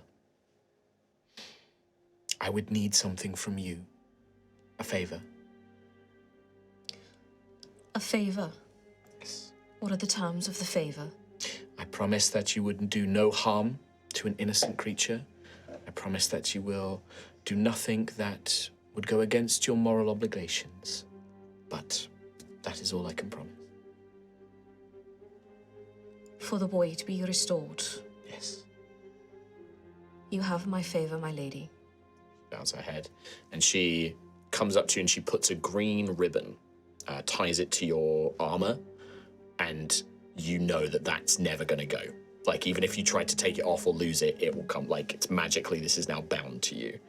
But she goes over to Pascal, and she casts Greater Restoration on him. And that, I think, is where we're going to take our first break. Cool. Very cool.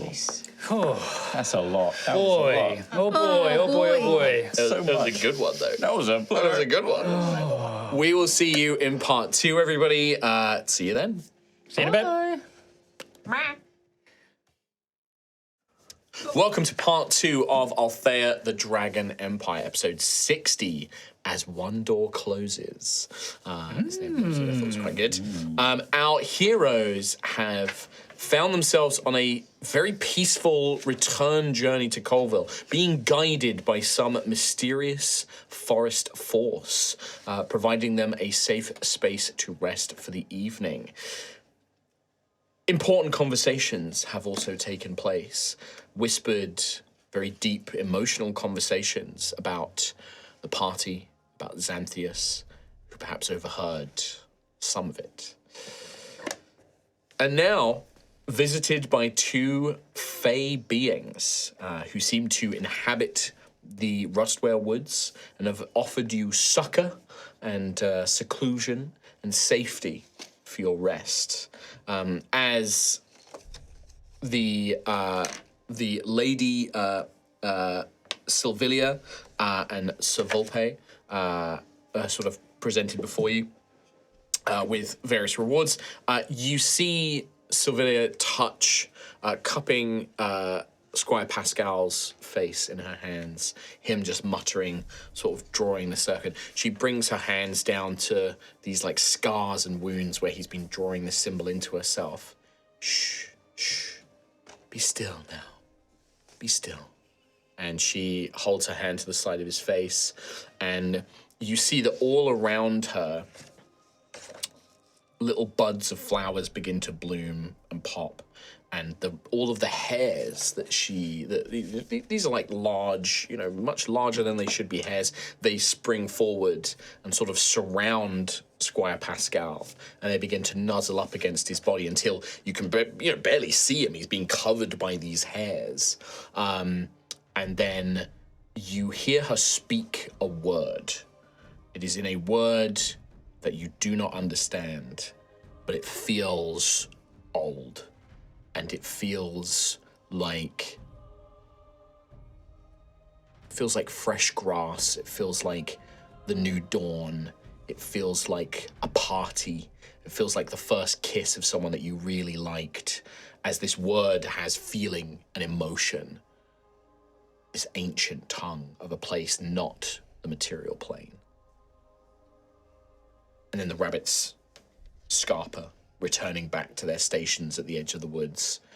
And you see Squire Pascal, his arms scarred but healed. So the pattern is there, but now it is like an old scar. And he blinks. He looks up. Who are you? Where am I? Who? The guy. He's like looking around, but this beautiful kind of fey-like queen before him, and she's like, shh, sleep. Touches his head, and he just immediately is knocked out and just falls into this incredibly restful sleep that he probably hasn't had since he was with the Gallowag, and just lays out completely. Where you heard those brief moments of cognizance. She lowers him down, perfect mossy ground, like almost like a soft bed. She just smiles and nods to you. Thank you, my lady. A favor for a favor. Absolutely, actually, I was given the name Oathkeeper by one like yourself. So I guarantee I will carry out your favor when you need it. A fitting name, I think. But I look forward to it. I promise, as I said, you will not have to kill anyone who is innocent or go against your moral obligations. I will send word when that favor is to be called upon. This is the nature of my kind and our position. As you have my word that you will be safe here, you are be well treated, looked after, all the way back to the village of these travelers.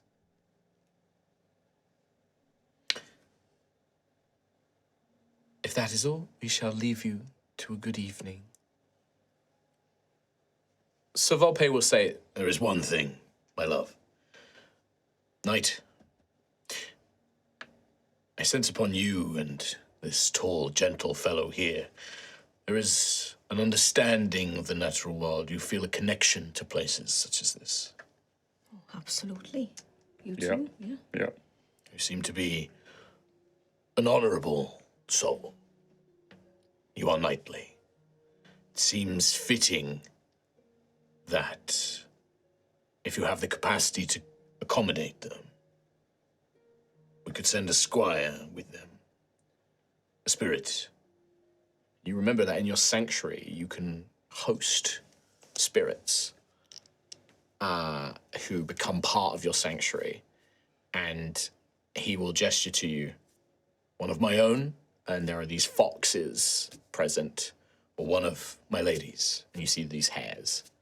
Gruff, you may choose to have either a hare spirit or a fox spirit come and reside in your sanctuary as an extra reward. I can't make that decision. You're gonna have to. I love them all. Would you like to know their names before you Yes. Make things harder. Yeah. I love them all. The lady will gesture, and a hare kind of hops forward, and he speaks in a normal voice in a tongue that you understand. He's like, "Hello, Sir Knight. I'm Leo. It would be my honor to be your squire." Love him. And then one of the foxes, a slightly thinner, kind of slimmer fox, a vixen, she steps forward and she will bow her head.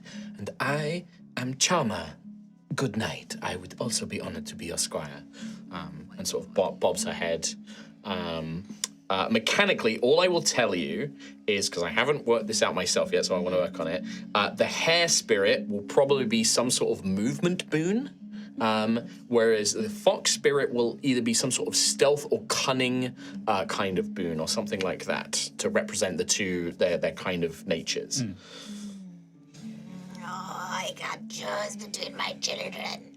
You can have a long rest. If you wish to tell me in the morning, we can decide then. Is the hare the one that tried to sacrifice itself for feeling? It is the same one. I will say it is that rabbit, which implies that he's very brave. Yeah, he's very brave. He's a brave boy. I like Leo. Leo's. Leo, but my stealth is +1, so. Yeah, that's true. But then I'm probably gonna get some cool ass armor. No, because I can't, because I'm a druid. I need. Although druids can wear medium and metal armor now, so new rules. I need a long rest. All right, sure. I'll allow you to. And now we take a long rest. And now we're awake. God damn it! Well, there's a lot of other things. So you are going to get to take a long rest. So you can mark a long rest. All of you can take a long rest. Huzzah! There's also, it is very worth perhaps rolling for Xanthias to roll on things like the gold sight eye, because you have a lot of unidentified magic That's true. items. I know that there's probably conversations to have, but that's also something you might want to consider. Good point. Because there is a lot of unidentified magic items that I think you guys will that might also be difficult decisions that you need to make. So, yes, Chris Trott. Can I recover a level of exhaustion, please? Absolutely, you can. Absolutely. Are you back do. to normal now? Or are you? I don't think I'm quite. I still got 1 level. Really? How? You had 2. You took a long rest in the vault, which got rid of 1, And then this and one. then this one will get you down to 0. So you should be at 0. Okay. Trust I think us. you forgot to mark it Mark it off. Probably. I think you did. Oh, you might have been away that week. Oh, that's actually. right. Yeah, when they took the long rest. Yeah. Yeah. So yeah. So we took a long. Yeah, so you are at 0. Are we spending hit points or are we doing... It's a long rest. Long rest, Yeah, you take and it back. for the purposes of this long rest, it counts as if you're in a comfortable inn. So you will all begin with inspiration, even though you didn't use it, which means that for 24 hours you get used heroic mine. inspiration. You did use yours, actually. Yeah. So because it is a very good rest, you get that heroic inspiration to start, basically. So yeah. And yeah, with that, you all, it's up to you. The Silvilia and Savolpe will retreat, leaving some of the attendants here. better play you out. Well, if you want to, or they'll because the pixies and that have been playing music, they've been playing like little harps and flutes the whole time, and they're quite happy to stay and keep playing music for you if you'd like, or they can leave it to you, or if you want to, you can convince them to stay. I'm just going to have them. Rowan sort of promised a ditty to the Sure. campfire, so he will take over. Okay. And if the pixies want to join in, they can. Absolutely, they do. Yeah, they love it. Cool. Give me a performance check. Yeah. I got a 2, but plus 6, so 8. It is perhaps not your greatest performance. It is, yeah, like your body hurts, your fingers ache, and it is not the best performance you've ever done. A, do, re, do, ding, ding, ding, ding. Yeah, maybe it's also it needs a bit of tuning. It's like there's a couple of like bum, like. Hit me a middle C. C. The strings are Maybe you should just rest. I think I'll you play should louder. No. You should just rest. The beats is like, please shut up. This is hurting my ears. Quite tired, actually. Yeah, you go to sleep, big fella. It's all right. We'll take it. We'll All take right. it from here.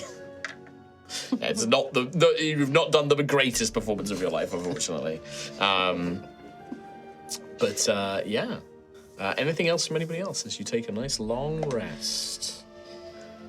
I think Gruff will make sure he's settling down near both Squire Pascal and Xanthia, so he can kind of at least be there in the morning and Sure. he needs to meet near his boys. Yeah, it's probably His easily. sad boys. Burrito. Yep. I think As always. I think Ophelia will make like a little makeshift shrine to the Greyfather, like using Percy's heart and. I just want to check in that you're going to do this in this very Fey-touched grove that has been blessed by 2 Dig up babies. that moss. I just want to confirm that's what you're doing. I mean, If that's what Ophelia would do, that's what Ophelia would do. they are accommodating us. Like we guess. Yeah. Like, There's a level though. If someone came to my house and started digging up my garden Put a and pentagram on the you know, floor. No, Kim would love that. Actually, yeah, that's no, true, that's yeah. yeah. Bad example. Yeah, bad all right, example. Put a okay. big Jesus there. Sure, yeah, it's up to you. I just religious want to check uncle that like comes over. you are aware of the circumstances. Yeah, I've already kind of pissed them off, haven't I? Well, no, I mean, like surprisingly, they've sort of not interacted with you. They've kind of focused on others, but like it could have gone a lot worse. Sort of a mutual misunderstanding, I guess. Yeah, Way, misunderstanding. natural. Yeah. Baby, not like beef or anything. We're fine. All right, yeah. She'll probably do it in a more suitable place then. Sure. Literally anywhere else. Yeah, it's just yeah. Like a church. If nothing else, think of this. Like, there is, I think Ophelia would recognize that, like, it might not even, like, the grave father might be a bit like, why are you calling me from there? Like, you know, there's that, like, what are you up to? Like, Yeah. you know, there's maybe that kind of sense there. Then she will fall asleep cuddling Percy's heart. Okay, That's nice. normal. Very Totally good. normal. Very, very good. Throughout the long rest, if you have any particular interest, by the way, I can tell you the names of all the NPCs that you're traveling with, the ones that you don't know yet, if you particularly care for them. But if not, we can leave them as nameless, you know, farmers and woodsmen. I'm going to find out how they discover it through the long rest. Is it like a good night, Rowan? Good night? Blur. No, it's more that, like, in conversation, because you guys haven't, like, asked their name yet, but you can Let's play overhear a in game of conversation. truth. 20 questions. If you want to roleplay that full out, but I was just saying, if you did want to know, I do have their names, and I can tell you about them, but it's up to you. Or you can just be like, nope, don't care, sleep time. I feel like you put the effort into it. No, it's literally, I've come up with names, that's all it is. I go to sleep. Sure, great. All right, perfect. Sorry, Wikipedia. I'm sorry, No, Wikipedia. it's fine. Unnamed They'll ask me farmer. in the Discord and I'll tell them there, it's fine. You guys rest. And for what seems like the first time in a week longer, it is the most peaceful rest. It is comfort. You feel like you are back in the inn, back in Ashen's Rest. There is a sense of softness and peace, and you know you are safe in this place. And with that, sleep comes easily to you. Those of you who do dream, which I think is all of you, have pleasant dreams of woodlands that are way too bright, the saturation turned up too high, of eating sweet fruit, or frolicking with pixies, or being a rabbit being chased by a playful fox, or being a fox chasing a rabbit. You know, you have very similar shared dreams in this space. Little glimpses into these two figures of not insubstantial power that seem to reside here. Rowan twitches and barks in his sleep. Sure, yeah. Yeah, absolutely. Get little glimpses of it. Yeah. You know that dog that like gets more and more and then runs into a wall? Yeah. Poor dog. Yeah, Rowan just stands up and runs into a tree. But yeah, you get these little glimpses into this little peaceful moment, this little area here. And as you do, you probably rest longer than 8 hours. I would say that this is you sleep like 12 hours. Like it is the sun is beginning to crest and rise as you begin to stir after a very long, very well deserved and very well needed long rest. When you awake, you would find like fresh fish like laid out on like leaves, sort of near the stream. You would find like piles of like berries and nuts and fruits have all been sort of laid out for you and things like that. Nothing for Ophelia. Sacrifice Did hair. the fish sacrifice themselves, though? Maybe, you don't know. Maybe. But we didn't ask them to. No. If he didn't ask them to. Oh, bears and it's the cycle of nature. It's not that they don't eat meat, but yeah, it's but there is sort of things laid out for you, ready to be cooked or made into a meal. You can immediately tell that the emotions of those you are traveling with, the ones that you rescued, they are immediately in better morale, better spirits than they were before. Who is, I guess Gruff would be up early as always, right? Like Gruff's always up early. Daisy sleeping in as late as possible. Yeah, sleeping in as late as possible.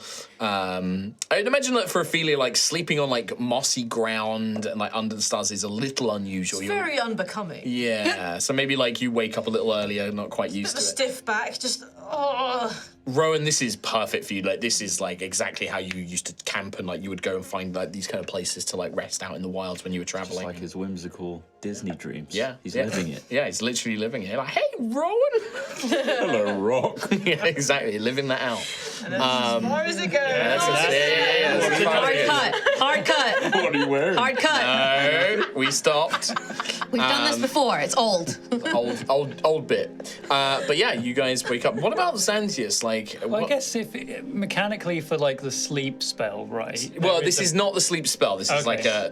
like a slumbering touch. It's you basically slept for like 8 hours, basically. I imagine it was a dreamless sleep that was granted Yes. to me, so I don't have the same sort of whimsy that everyone else has. But there's almost a moment when this blackness, this void that Zan is peacefully sleeping in, with no interruptions from anything, no worries about Gildai, no worries about Crownsteel. It is extremely visions. peaceful for him until that vault crack appears and a gold thing just launches through it towards him, and that's enough to wake him up again. Breaking through that void, that peaceful void that he was in, and then he wakes up and it's the sun, it's the sky above him. I imagine a similar time to when everyone else is properly waking up. Yeah. Sure. You open your eyes and you see, Gruff maybe cooking up that fish, by the campfire, and you can hear the murmuring of conversations. The other NPCs are all kind of early risers. They're all like hardworking, like farmers and woodsmen, so they're up quite early. You also begin to hear like a grumbling, like, I'll be fine, but please stop fussing, my little sister. I'll be all right. I'll fetch me that branch there. I'll get like I'll make a crutch for now. And like you kind of hear like Theraval kind of grumbling, and you can hear Valessa sort of like, please, there must be something. Perhaps our friends can help us provide something more suitable. Or he's like, no, let's not trouble them. And he's kind of like grumbling to himself as he's getting ready, and he seems to be awake and recovered. But yeah, I hand it over to you guys. Gruff will come over, pipe in his mouth, and 2 bowls of food, or It's like a smoked, like kind of smoked a skewer, river fish, yeah. skewer, and then like berries and nuts and stuff on the side, yeah. Good morning, Altheus. Gruff, good morning. Time for your breakfast. Here you go, lad. Thank you. We made it out of the vault then. We made it out of the vault. Well, Percival didn't make it out of the vault. Percival didn't make it. What happened? He was crushed. By... As the vault fell in, we were the last to go out. The vault collapsed? Good work. That's, I guess one less problem for us to worry about. I didn't expect us to really destroy the place. Is Ophelia doing okay? She's keeping it together, but a kind word would not go amiss. I'll go speak to her. How are you feeling? It's still there, Gruff. There it is, son. Why didn't it work? What happened? What do you remember? Just a flash. You remember the figure. You remember their words. Yeah. You remember pain. Maybe a flash of light. I saw its arms, that vermilion orcs or something. You know, In her sleep, 9. It tried something, but I passed out. The pain was too much. Even the runes were breaking apart. I tried to reinforce it, but it tore through everything I had. And then it was just voices and a figure telling me the sovereign will return. And telling me how much I needed it. But I tried to keep an idea of you in that cave. And then I don't know. I fell asleep again. I guess. But what happened to, did it still turn around and start fighting you again? You killed it, right? You got it. You're out of here. Do you want the truth? No. I don't.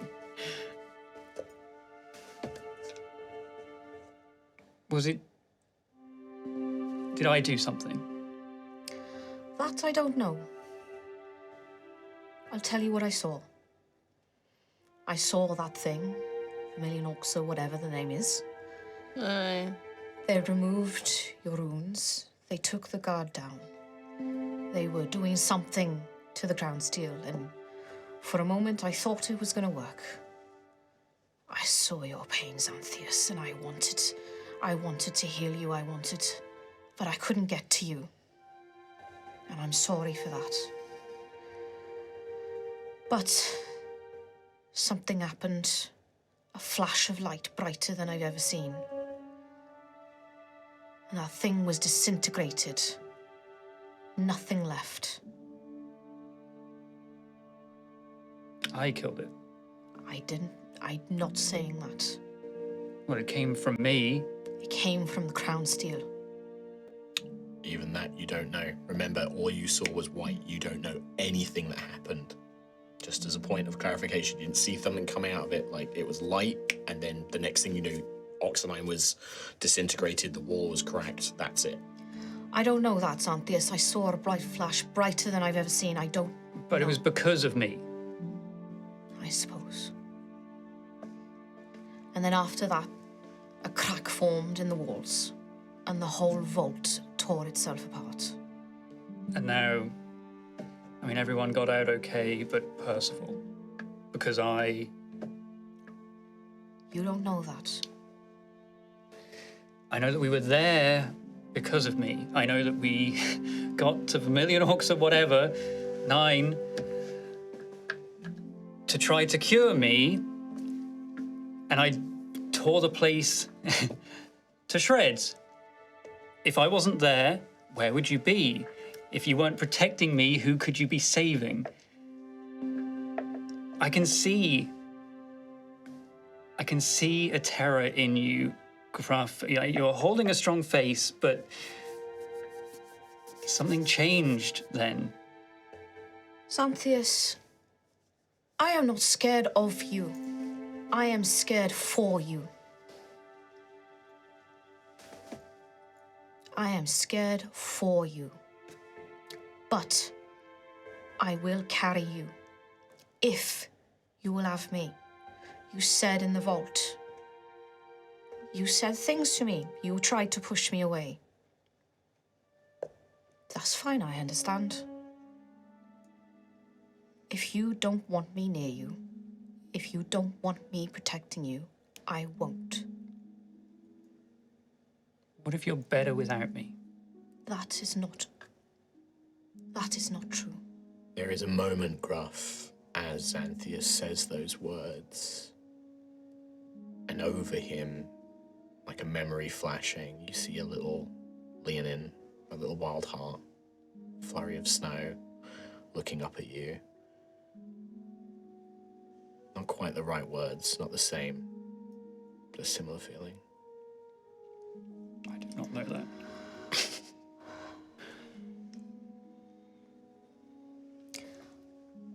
I am not better off without you, Xanthias. None of us are.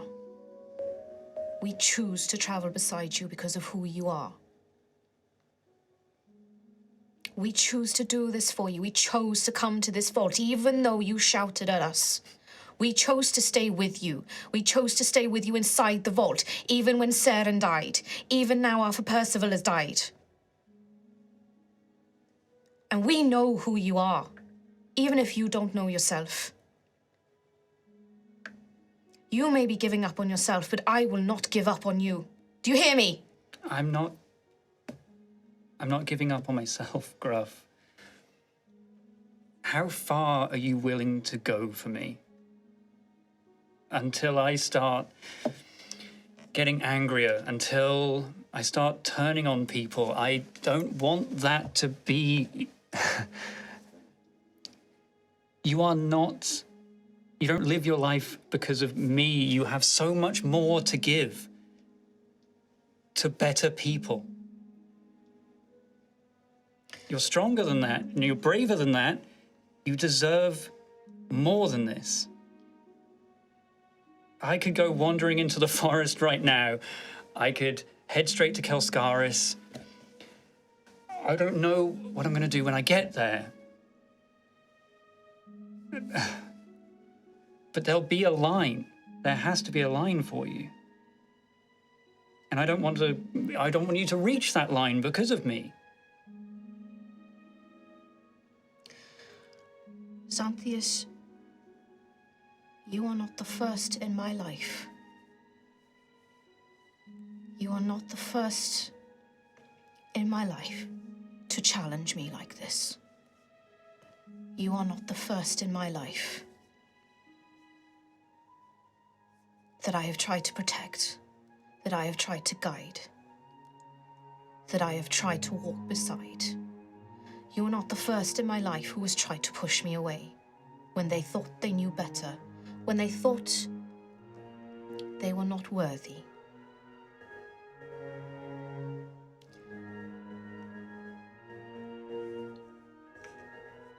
I failed. I failed them. I will not fail you. I know, just whatever happens, Gruff, you haven't failed me. You're the strongest, most courageous, kindest knight I know. You say that's Antheus, but you don't know me. You don't know...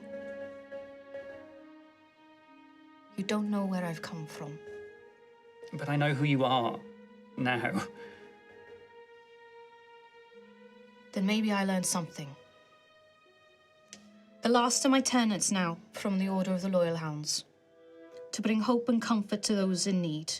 To walk beside them along paths we have already taken. I walk that path beside you.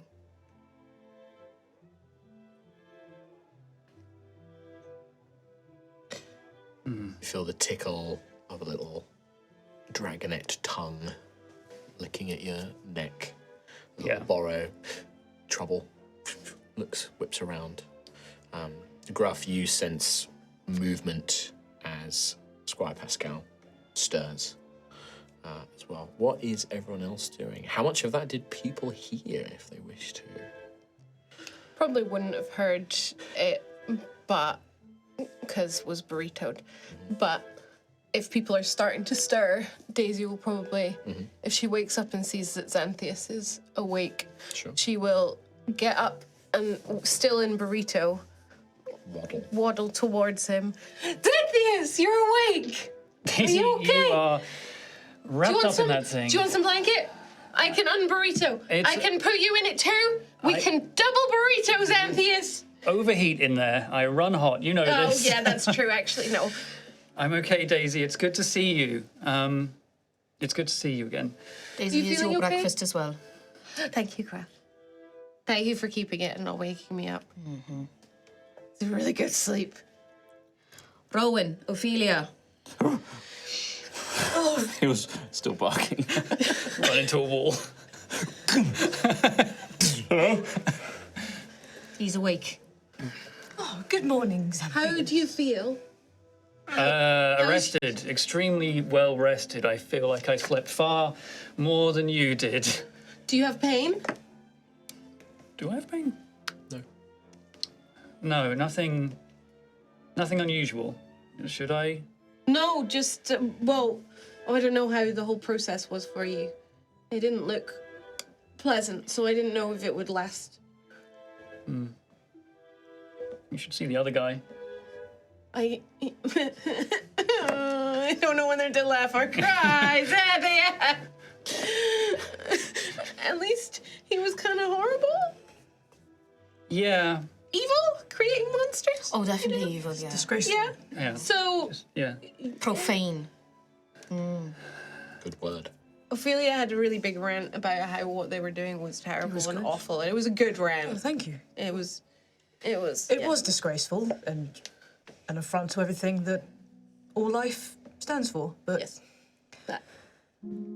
it's over. Are you holding Percy's Yeah. heart? Okay. Just like she's just clutching it at this point, just... Holding it.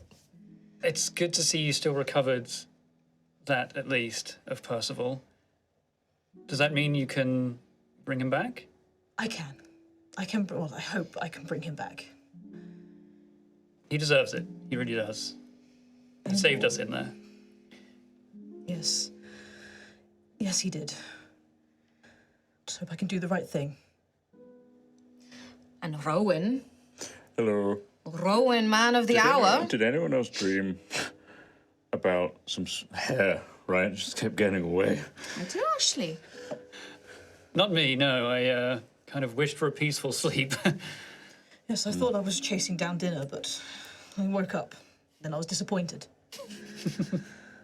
Well, Perhaps Ophelia's dream was more teasing than the Yes. others. It was a bit more sort of like, fuck you.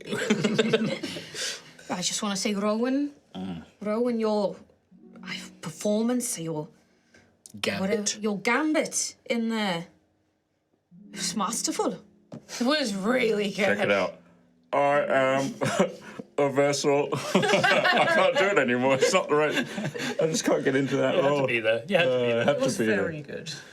Has someone taught you lessons? Like, has someone taught you on performance for acting? No. No? You're really good at it. Really good at it. Yeah. Yeah. I genuinely thought you had been Yeah. taken over. Well, stop it. It was only that there was two of you. That was kind confusing. Of threw me. Now that wasn't me. Yeah, well, Well, we didn't. It could have been. one of you was talking like you'd been taken over. The other one was sort of Normal. confused. Yeah. Yeah, so it was very weird. And also, everyone vanished for me. Yeah, what's that all about? You were saying like bring them bring back. back- And, we- Well, everyone just disappeared. I thought you'd all been teleported away. Oh, I was being chewed by something. Oh, yeah. okay, It right. was horrible. it wasn't pleasant. I don't mean to interrupt, but who are you?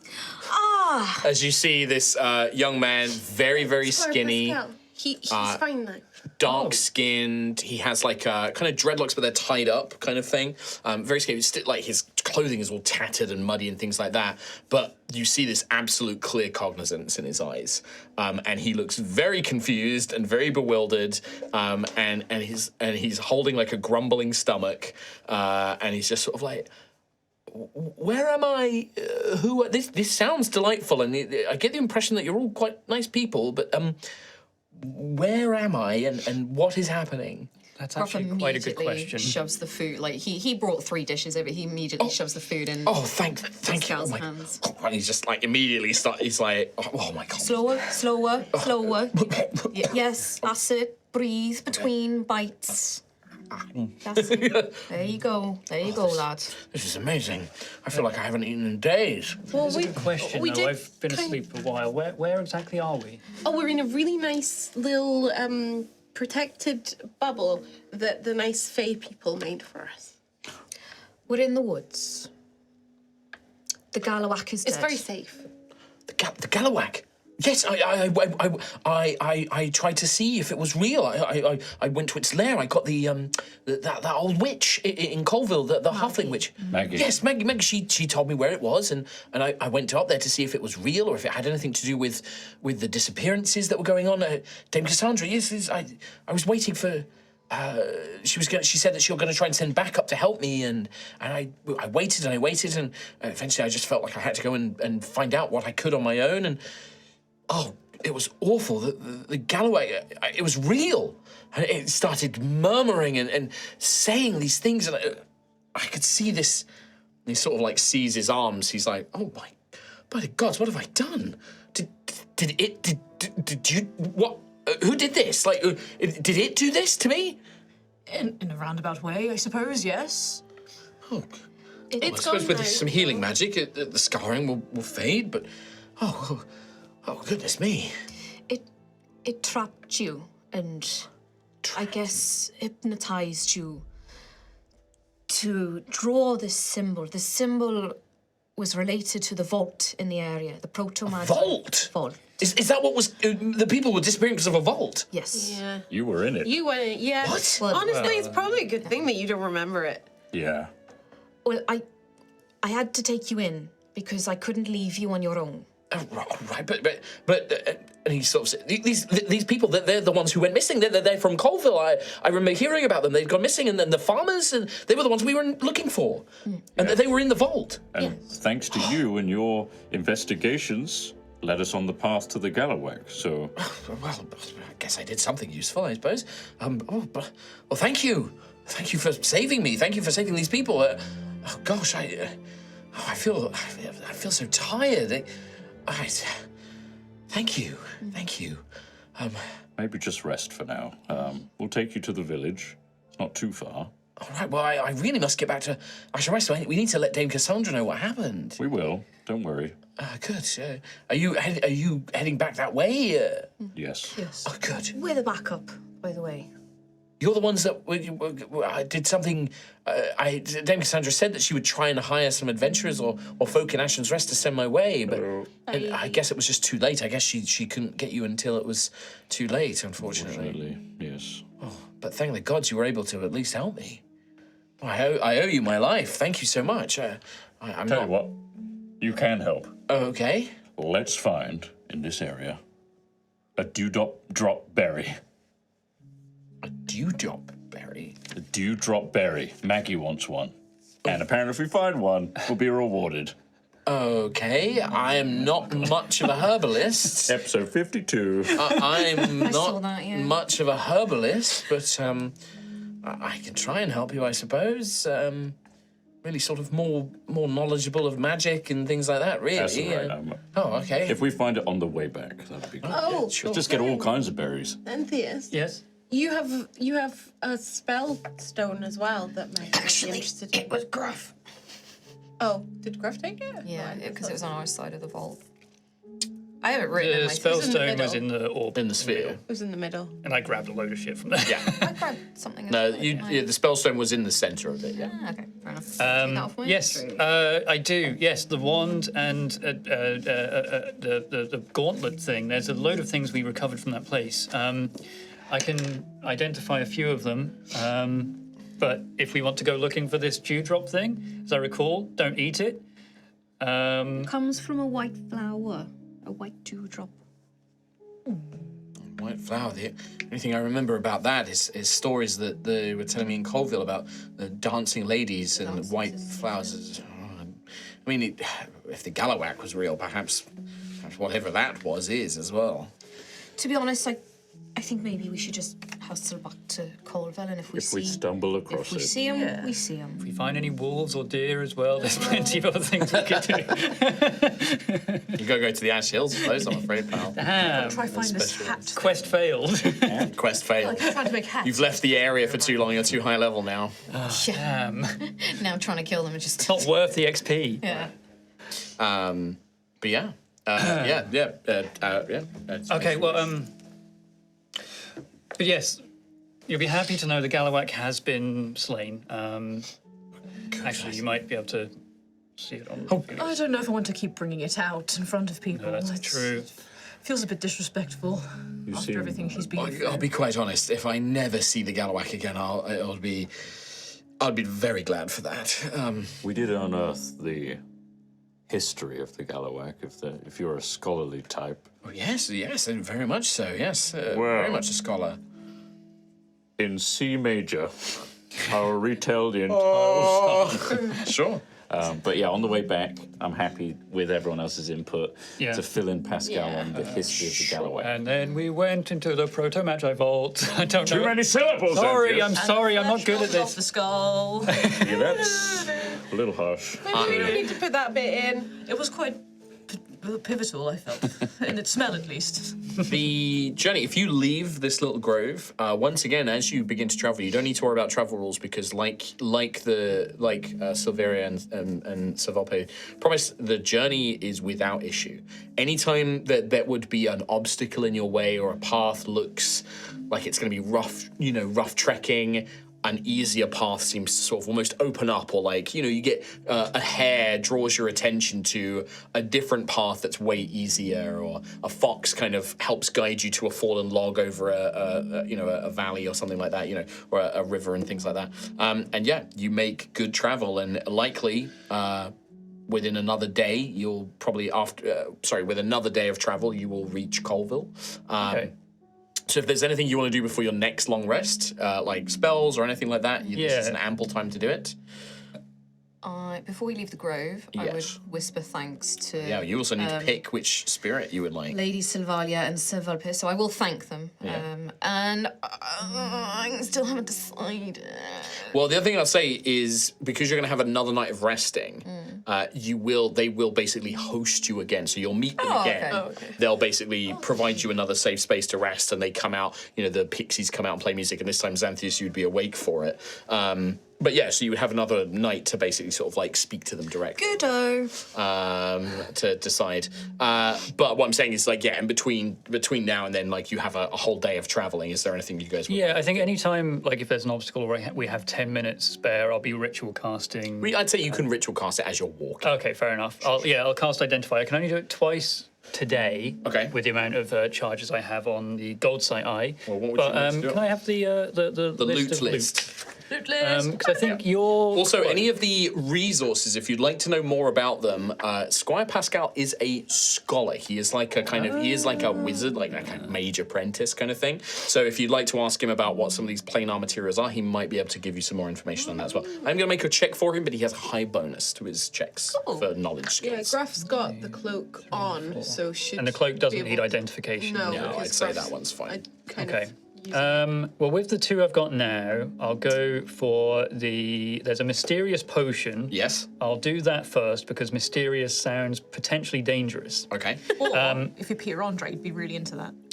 So I'll do mysterious. Mysterious potion. I want to drink you. Too many syllables. Mysterious. TikTok Yeah. hit.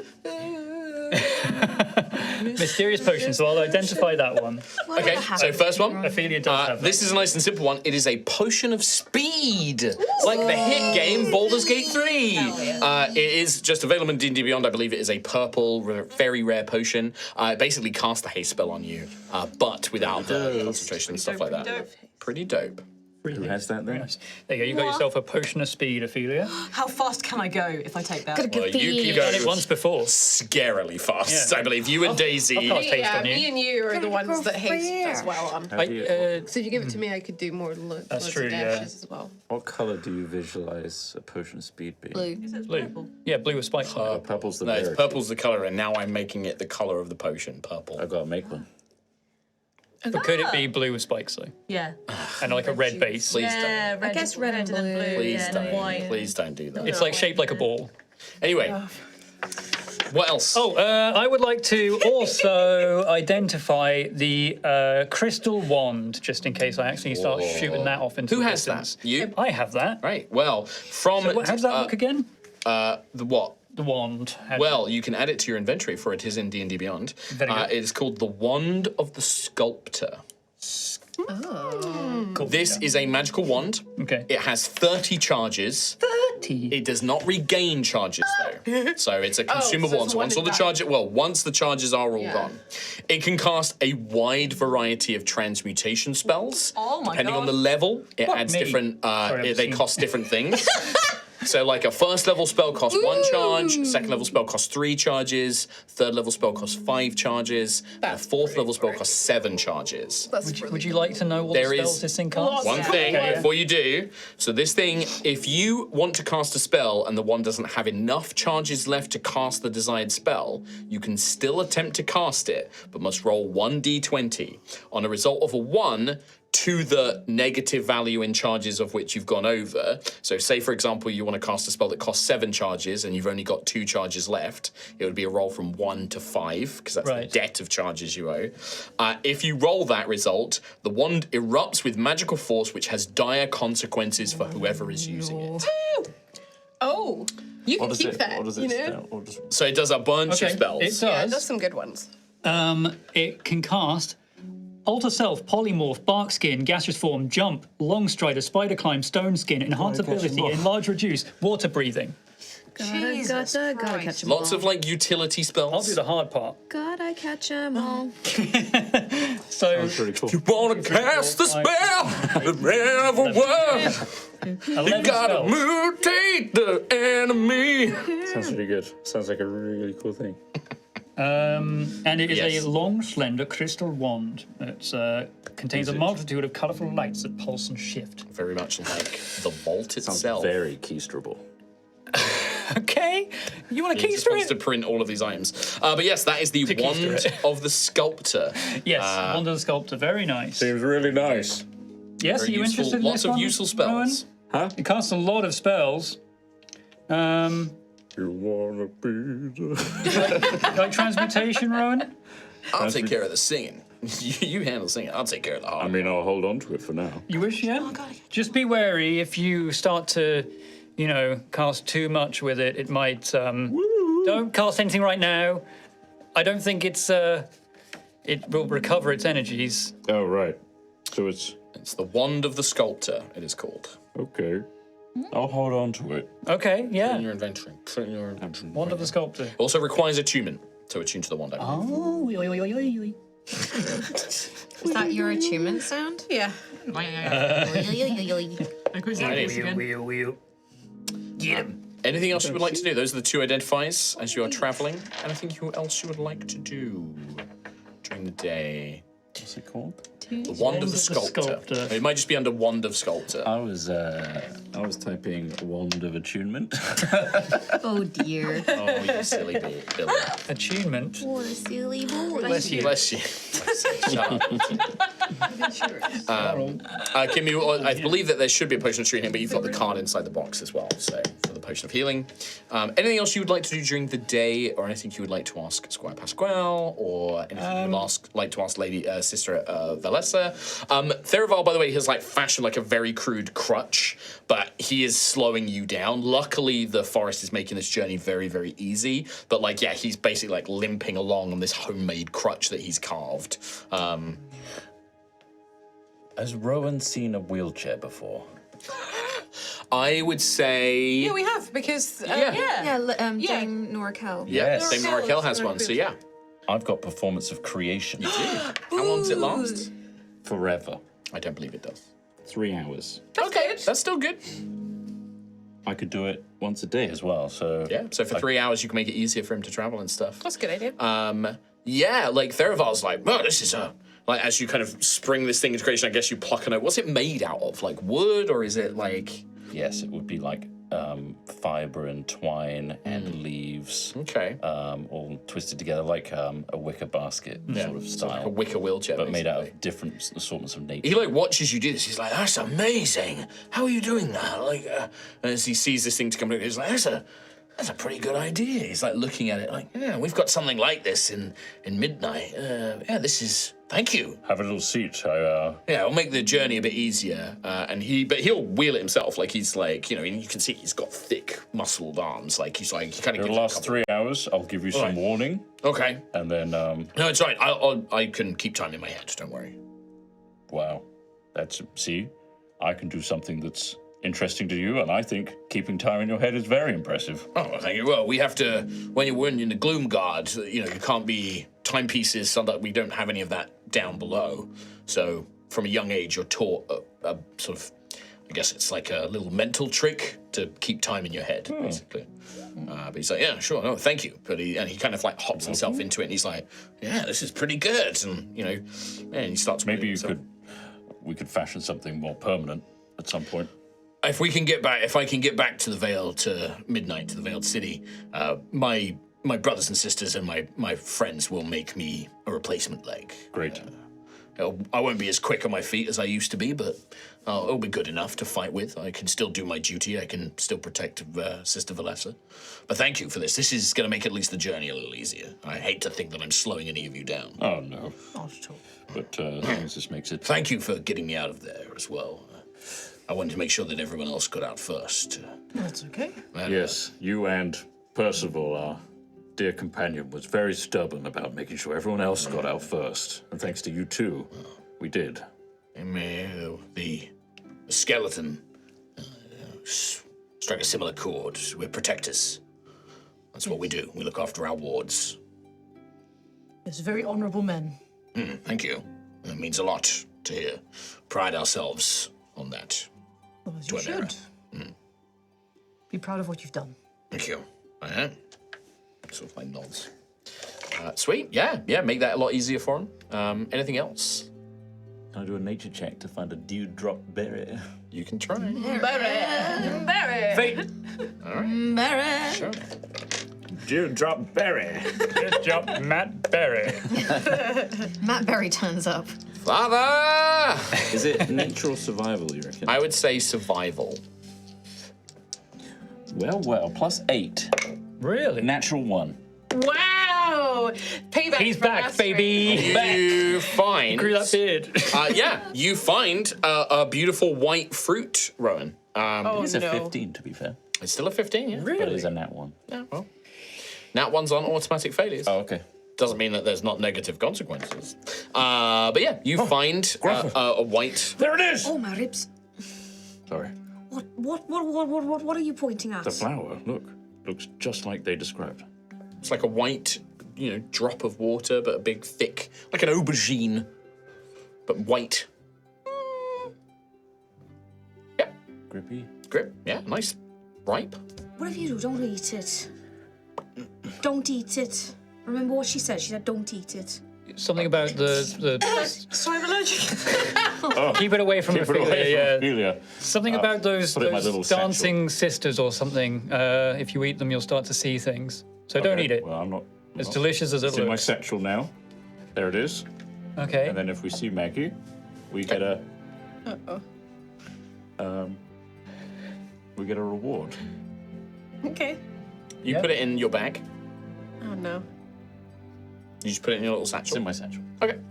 All right, just make sure it doesn't get squashed in there, okay? Why would it? Well, good. I guess. Yeah. Because you carry a lot of rocks in your satchel. Yeah. No, I don't. Anyway, I've got to go. Throwing rocks at it. Yeah, but does he actually throw the rocks? Yeah. No, Throw I with your can't. friends. Sorry, everybody. Goes in a circle. Yeah, you pick this up. You guys continue on. About 2 hours after Rowan picks this white fruit. First things first, Rowan, about about an hour and a bit in, your hand starts going very tingly. Oh no. And then it goes completely numb. And you're like, I haven't seen any more of those. you can't make your like arm go properly. I'm trying to hide it. And then at the 2 hour mark, you all begin to hear like it starts off quite quiet. And then from Rowan's statue, you just hear, What is that? What is that? a screaming. Rowan, was that you? A horrid, I don't know what it is. What's going on with your arms? What are you doing? Wow, what do you mean?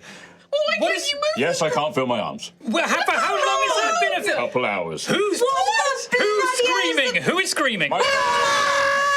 Screaming, I can't grip it because all my right, arms are someone numb. take the bag. you Don't reach touch in. it with your... I wouldn't You touch reach it. in. Use my gauntleted hand. Oh, you were gesturing with the other hand first. Yeah. You reach in with your ungauntleted hand, unfortunately, and you and you feel around. You feel lots of rocks, and then is in here? you find like a squishy. There's You so many find the rocks. dewdrop, and you feel like there's like an opening in this plant. Like you feel like it's got like a hole in it, and you sort of grip around, and it's like, and then you hear like and then. You take it out. What is that? I put my finger back in. Okay, yeah, it stops the screaming. What is it we can see? Yeah, you can make a nature check. I don't think So it's just this bud with. So did you pull it out?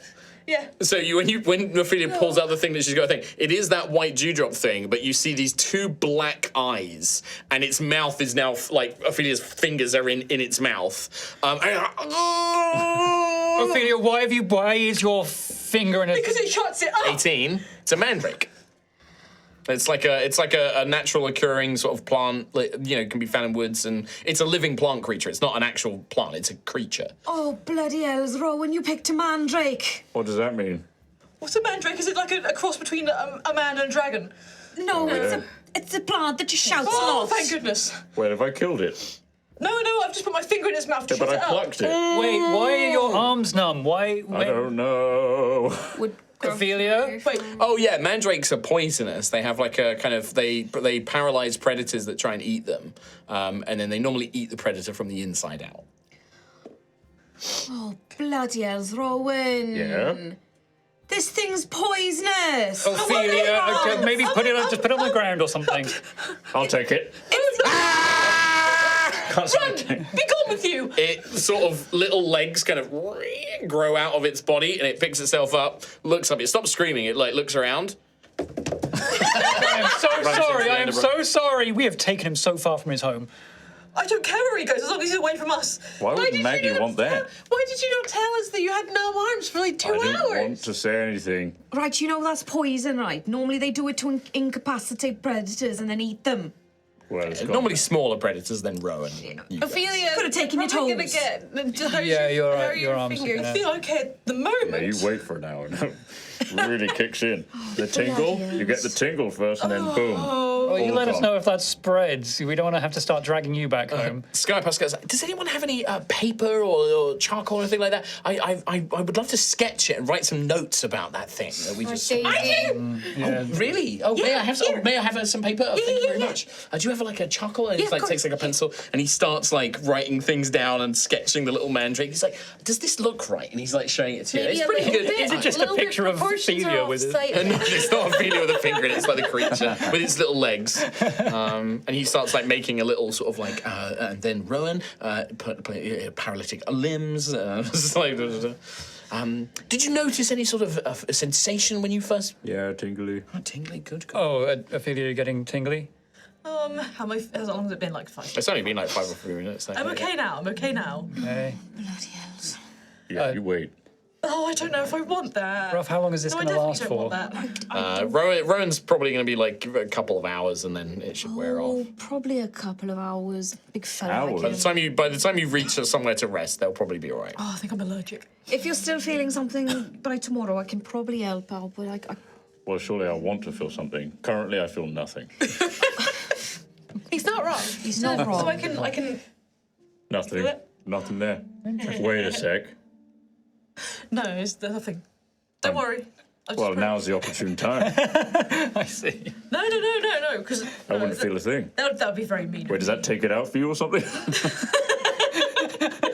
Ophelia needs to know that you feel it.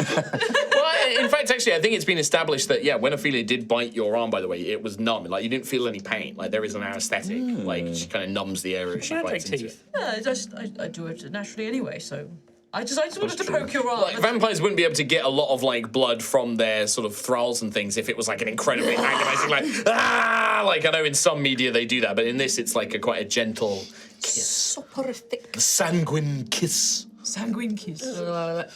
But yes, no, I wouldn't know. Not unless you let me. Like, you know how I am. So long as I don't pass out, you're more than welcome. Oh, actually, you would have got the sort of palate of Rowan's blood as well. Very verdant, isn't it? It's quite verdant, because I think you fed on Rowan before, and it's quite earthy, but very hearty and strong, absolutely. Yeah, you wouldn't want these. Wouldn't be good for you.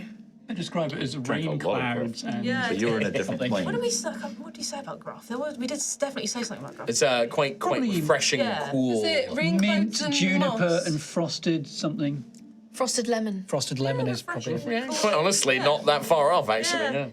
Yeah. Anyway, Hints of. you continue on, and about an hour later, Ophelia, your arm starts tingling. I really it's do. happening. Same numbness. High five. Wait, it's really hard to coordinate. It's really hard, actually. To what's her face? The lady that's traveling. Valessa.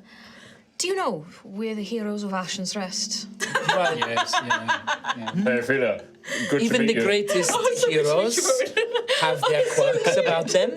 They have their quirks that make them unique characters. But perhaps, yes, no more touching of strange plants, maybe? Check this out. I start whirlwinding. What's really going around? Just like without breaking eye contact, we're like, heroes, Whoa, whoa! Ashen's Rest. Oh, I'm dizzy. Theraval, who's like wheeling himself next to you, is just like, Oh.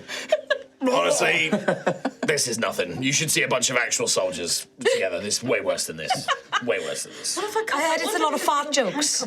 Well, the thing is I'm used to fighting in very close quarters and confines. So a fart joke isn't something to that's not a joke in our company. No, when you're packed into a tunnel and that fart that can give you away. You are trained to keep it in.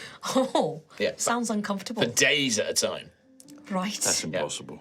No, I'm telling you, Maybe you should try that, lad. I can control it like that. Express release. Wow. Impressive. That's Yeah, like an instrument. yeah. Can you Can play? change the pitch and tune. That's amazing. Rowan, you maybe could add that to your. Repertoire. I have now canonicized that soldiers in the Gloomguard of the Dwemer can now control their farts. Because it does make sense that they wouldn't want to give loose. I mean, that's things probably an away. SAS thing, you know? Yeah, Like, yes, an SAS thing. But yes, after a few hours though, as you travel and as you come to another place to rest, the numbing is starting to go away. Oh, it's getting painful now. You know when you get that real big tingle when it comes back? Oh, Oh no. I've drunk loads of blood and then I can feel it going through my body. Yeah, I totally relate. Oh, that's so weird. It's like in one really specific location. Yeah, it sucks. Oh! Right, what have we learned from this? What did we learn, Grub? Don't grab You things. tell me. Gloves. Tell me what I learned, Daddy, please. Maybe when you interact with strange plants that you don't really know a lot about, don't touch them. In fact, leave them. Leave them where they are until you know what it is. All right. You are once again greeted. The large fox that you encountered the first night leads you to another very similar place, maybe slightly different. This one's like a small pool with like a rock, like a small waterfall falling, cresting down from like a small hill down into it, but then it feeds off into a little stream. Pleasant sound of rushing water. More sort of natural foods and berries and things like that around you. And once again, you are greeted by the court as the hares and foxes and the pixies and satyrs and the dryads all sort of welcome their lord and lady of the Rustwell Woods, who once again provide you a banquet of whatever bounty they can provide, music. Yeah. This is what you missed last night, Altheya. Isn't it wonderful? It is wonderful. I've noticed two of them keep sort of looking at you. The hare and the fox-like one. I've been offered an animal squire. Right, what does that... Have you come to a decision, Sir Gruff? Oh, Leo, I'm honoured, but I'm honestly a bit baffled. I've never been put in this position before, and I've never... Oh, very understandable, sir. I don't, Yes, you know... it is a difficult decision for you, Sir Gruff. Well, perhaps you could tell me about yourselves. I feel dreadful about, taking you away from the woods. Oh, please, no, it would be... We are spirits of nature as much as we are beasts. We have come... We are not always of this place. We were in the Feywild as well, the Feywield. And then we came to this place and met the creatures of this world and have had many joyous adventures with our Lord and Lady.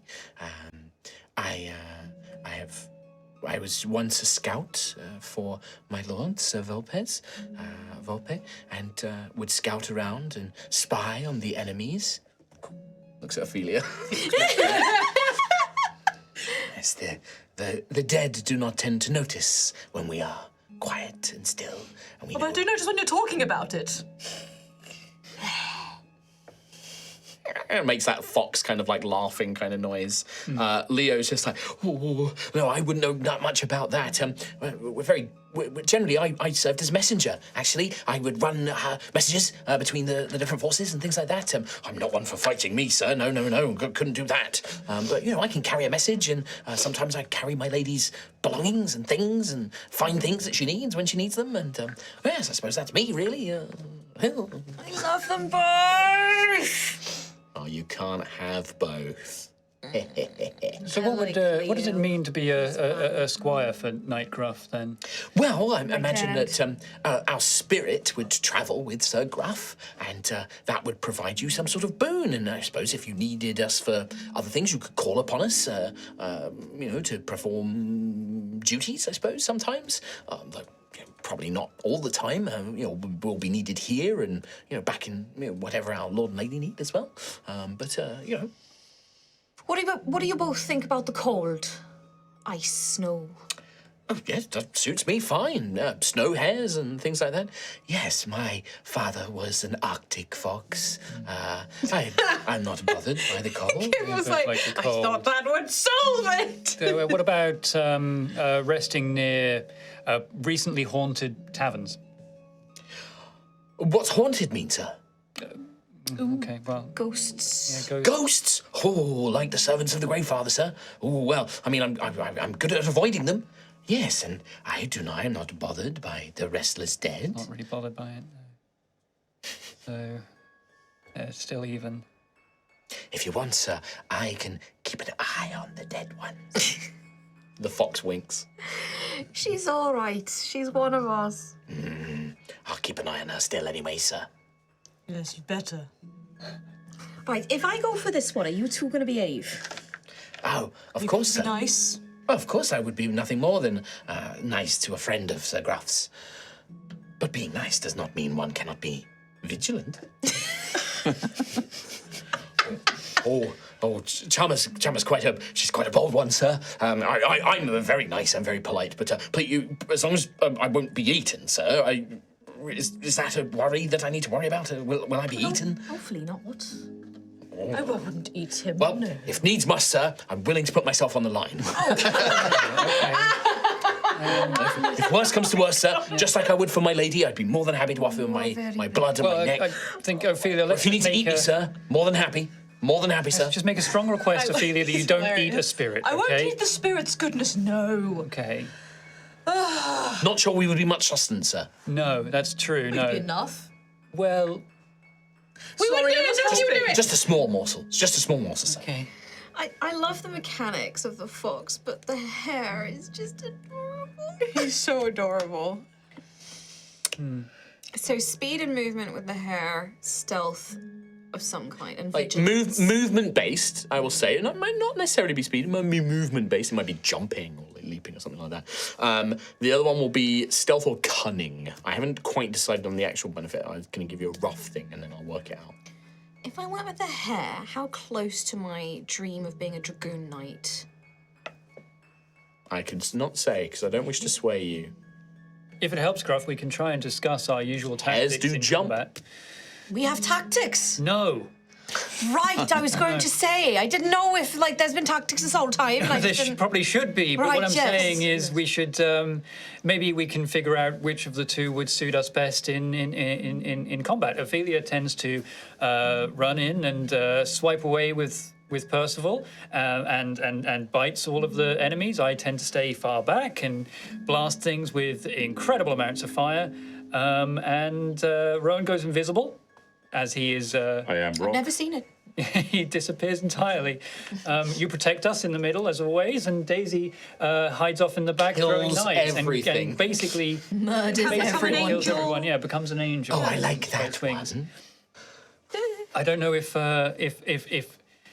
I mean, look, if you'd like to start coordinating some kind of tactics in the future, using these squires as a basis upon that, then we can do that. I do sometimes wish I could, I had more movement in the battle. Especially when I want to... Well, I can help you with that, sir. Think I can help you with that, sir? Nippy little guy, this one. I think, Sir Leo, I would be honoured if you joined my ranks. Oh, I'd be more than honoured, sir. More than honoured. As long as that is with my lady's permission. And you see Sylvia. Of course, Leo. It would be wonderful if you could help And our good knight friend. I would say to the fox, thank you so much for the offer of your skills. I'm sad I can't have your blessing as well. Please not worry. I'm sure our paths will cross again in the future. You do owe a favour to Our Lady, after all. I do. We owe what now? She will just nod her head and then she goes back to join the knight, basically. We are coming up to the end of the episode. We're just going to... I know you haven't rolled for your charges on the identify, but I'm assuming you would identify. Yes. I'm just going to say you can identify the last two items so that we know. Let's say numerically. I do. Yeah. I'm completely out of charges again, but I recovered too. Cool. So the last two items are the injector device. The multicolored fountain pen, yeah. Yep. And then the spellstone. The spellstone Yes. contains a third-level transmutation spell called Copy Aspect. Oh. It is a.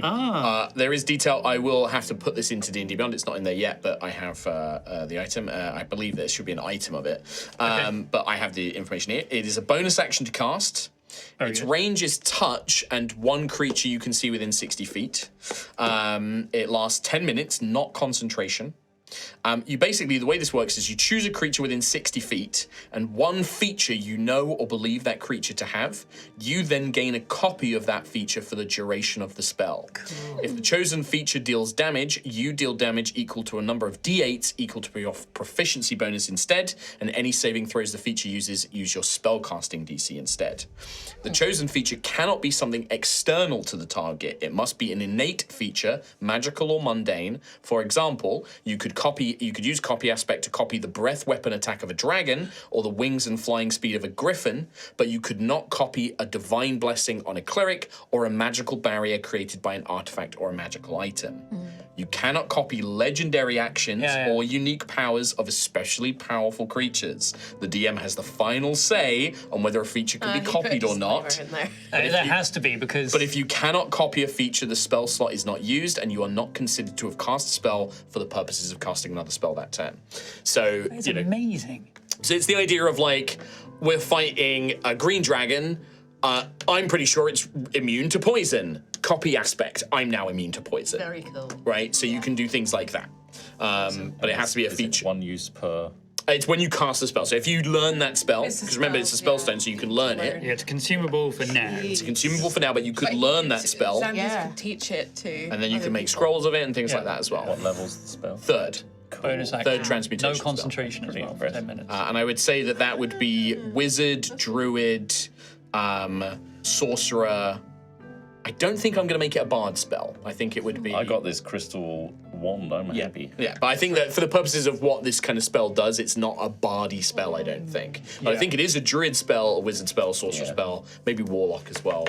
I'm going to copy Ophelia's bite, and we go feasting. Oh, no. Yeah. Yeah. I'm gonna copy a Well, keep in mind, it is a creature, which means you can copy your party members That's pretty cool. as well. But remember, it has to be an innate kind of ability. It can't be something bestowed upon them. So I would say, for example, you couldn't copy like anything Nim does for Daisy because it's an external power. That's very cool. You could copy Ophelia's spider climb ability. Oh, yeah, that's Wild shape. No, because it's a class feature, I would say. Now let's be real. This is a brand new. Again, that's like a power scene spell. Yeah, this is and it might be broken as hell. I just want to be clear. It might very well be completely I just wanted to busted. clarify. Yeah, this isn't a 2024 D&D spell. This is a brand Mark new Humes. thing. Hence the GM disclaimer at the end. Yeah. Yes, very much that. And like, I as I was writing it, I was like, you cannot copy legendary actions or any special cool boss powers. That's all right. And the other was the multi-pen, the injector. The Yes. So. I feel like this is going to require. This does have an item. Okay. It is a mutagenic adapter. Hang on. Of course it Let me look is. it up. You can look it up and I'll read it It's out. in my inventory. I'll read it out. This silvery cylinder has 6 chambers, each with a gem-tipped rod that can be slid up and down, revealing long needles and different colored liquids in each one. Right. As an action, you can choose one of these rods and use its needle to inject yourself or another creature. Unwilling targets must be restrained or otherwise helpless with one of the 6 chambers. The creature becomes poisoned for 8 hours, during which they gain no benefits from either a long or short rest. At the end of the 8 hours, another effect will occur depending on the color of the chosen needle. Red increases strength by 1, reduces intelligence by 1. Purple increases dexterity by 1, reduces wisdom by 1. Blue increases constitution by 1, reduces charisma by 1, and then the same increases intelligence. Green increases intelligence, reduces strength. Yellow increases wisdom but reduces dex. Orange increases charisma but reduces constitution. Sweet. These increases can take a statistic above 20. Each needle can only be used once. Permanently. It is a After the 6 hours, it's a permanent. It's a permanent stat increase and a stat decrease. So this is basically swapping a point of one thing for a point of another thing. It can be used 6 times, but it's one use for each one only. So you can only increase strength once. If you did all of them, it would be utterly pointless. Like, it would be completely rendered mute. That's really Well, I guess that's amazing, actually. That's really cool. Yeah. Like, I guess So it has a slight downside, but... Because, like, for you use Dex quite a lot, don't you? Yeah, I use Dex a fair amount. Do you care about your wisdom? Yes. Oh, okay. What would wisdom do? Do you, but how do you care about wisdom more than you care about boosting your dex, though? If you Dexterity wanted goes down. wisdom gruff, your dex will go down, yeah. But again, might be valuable. Increase strength, reduce intelligence. Yeah. Increase charisma, reduce constitution. Yeah. You So that's basically, the idea so of it. you've paired them off, yeah. Yeah, so I've paired them off. So if you did like an axis, it'd be like strength to dex Okay. to wisdom, charisma to constitution. Cool. I may as well dump stat my wisdom even more. Why not? So that's like a thing to think about over as we prepare for the next episode. Think about if you want to be using that and stuff like that. Think about who wants to get which items and all of that good stuff as well. Yeah, that's great. It's very cool. But with that, and with Gruff's new squire, Leo, the spirit that will now join the sanctuary that you've built in Ashland's Rest, that is going to be the end of today's episode. Very good. In the true spirit of Easter. True spirit of Easter. But rabbits and everything, which wasn't planned until today. I had the idea of the fake court and stuff like that. Today. It was a nice. I'm glad we had a nice chill journey back home. I feel like you guys had earned it. Yeah. Some nice stuff. I felt like you deserved a nice, chill, Nice fluffy easy walk rabbits. back It's okay. after everything. Next time we'll hand in the quest at Colville. Say to Maggie, "Sorry, we found one, but it screamed at us," and then ran away. Rowan's toe. Yeah. Nice. Well, thank you very much, everybody. That is going to be the end of today's episode. Hell yeah. We will be back next week. Until then, take care. We love you. Bye-bye. Bye-bye. See ya. Bye now.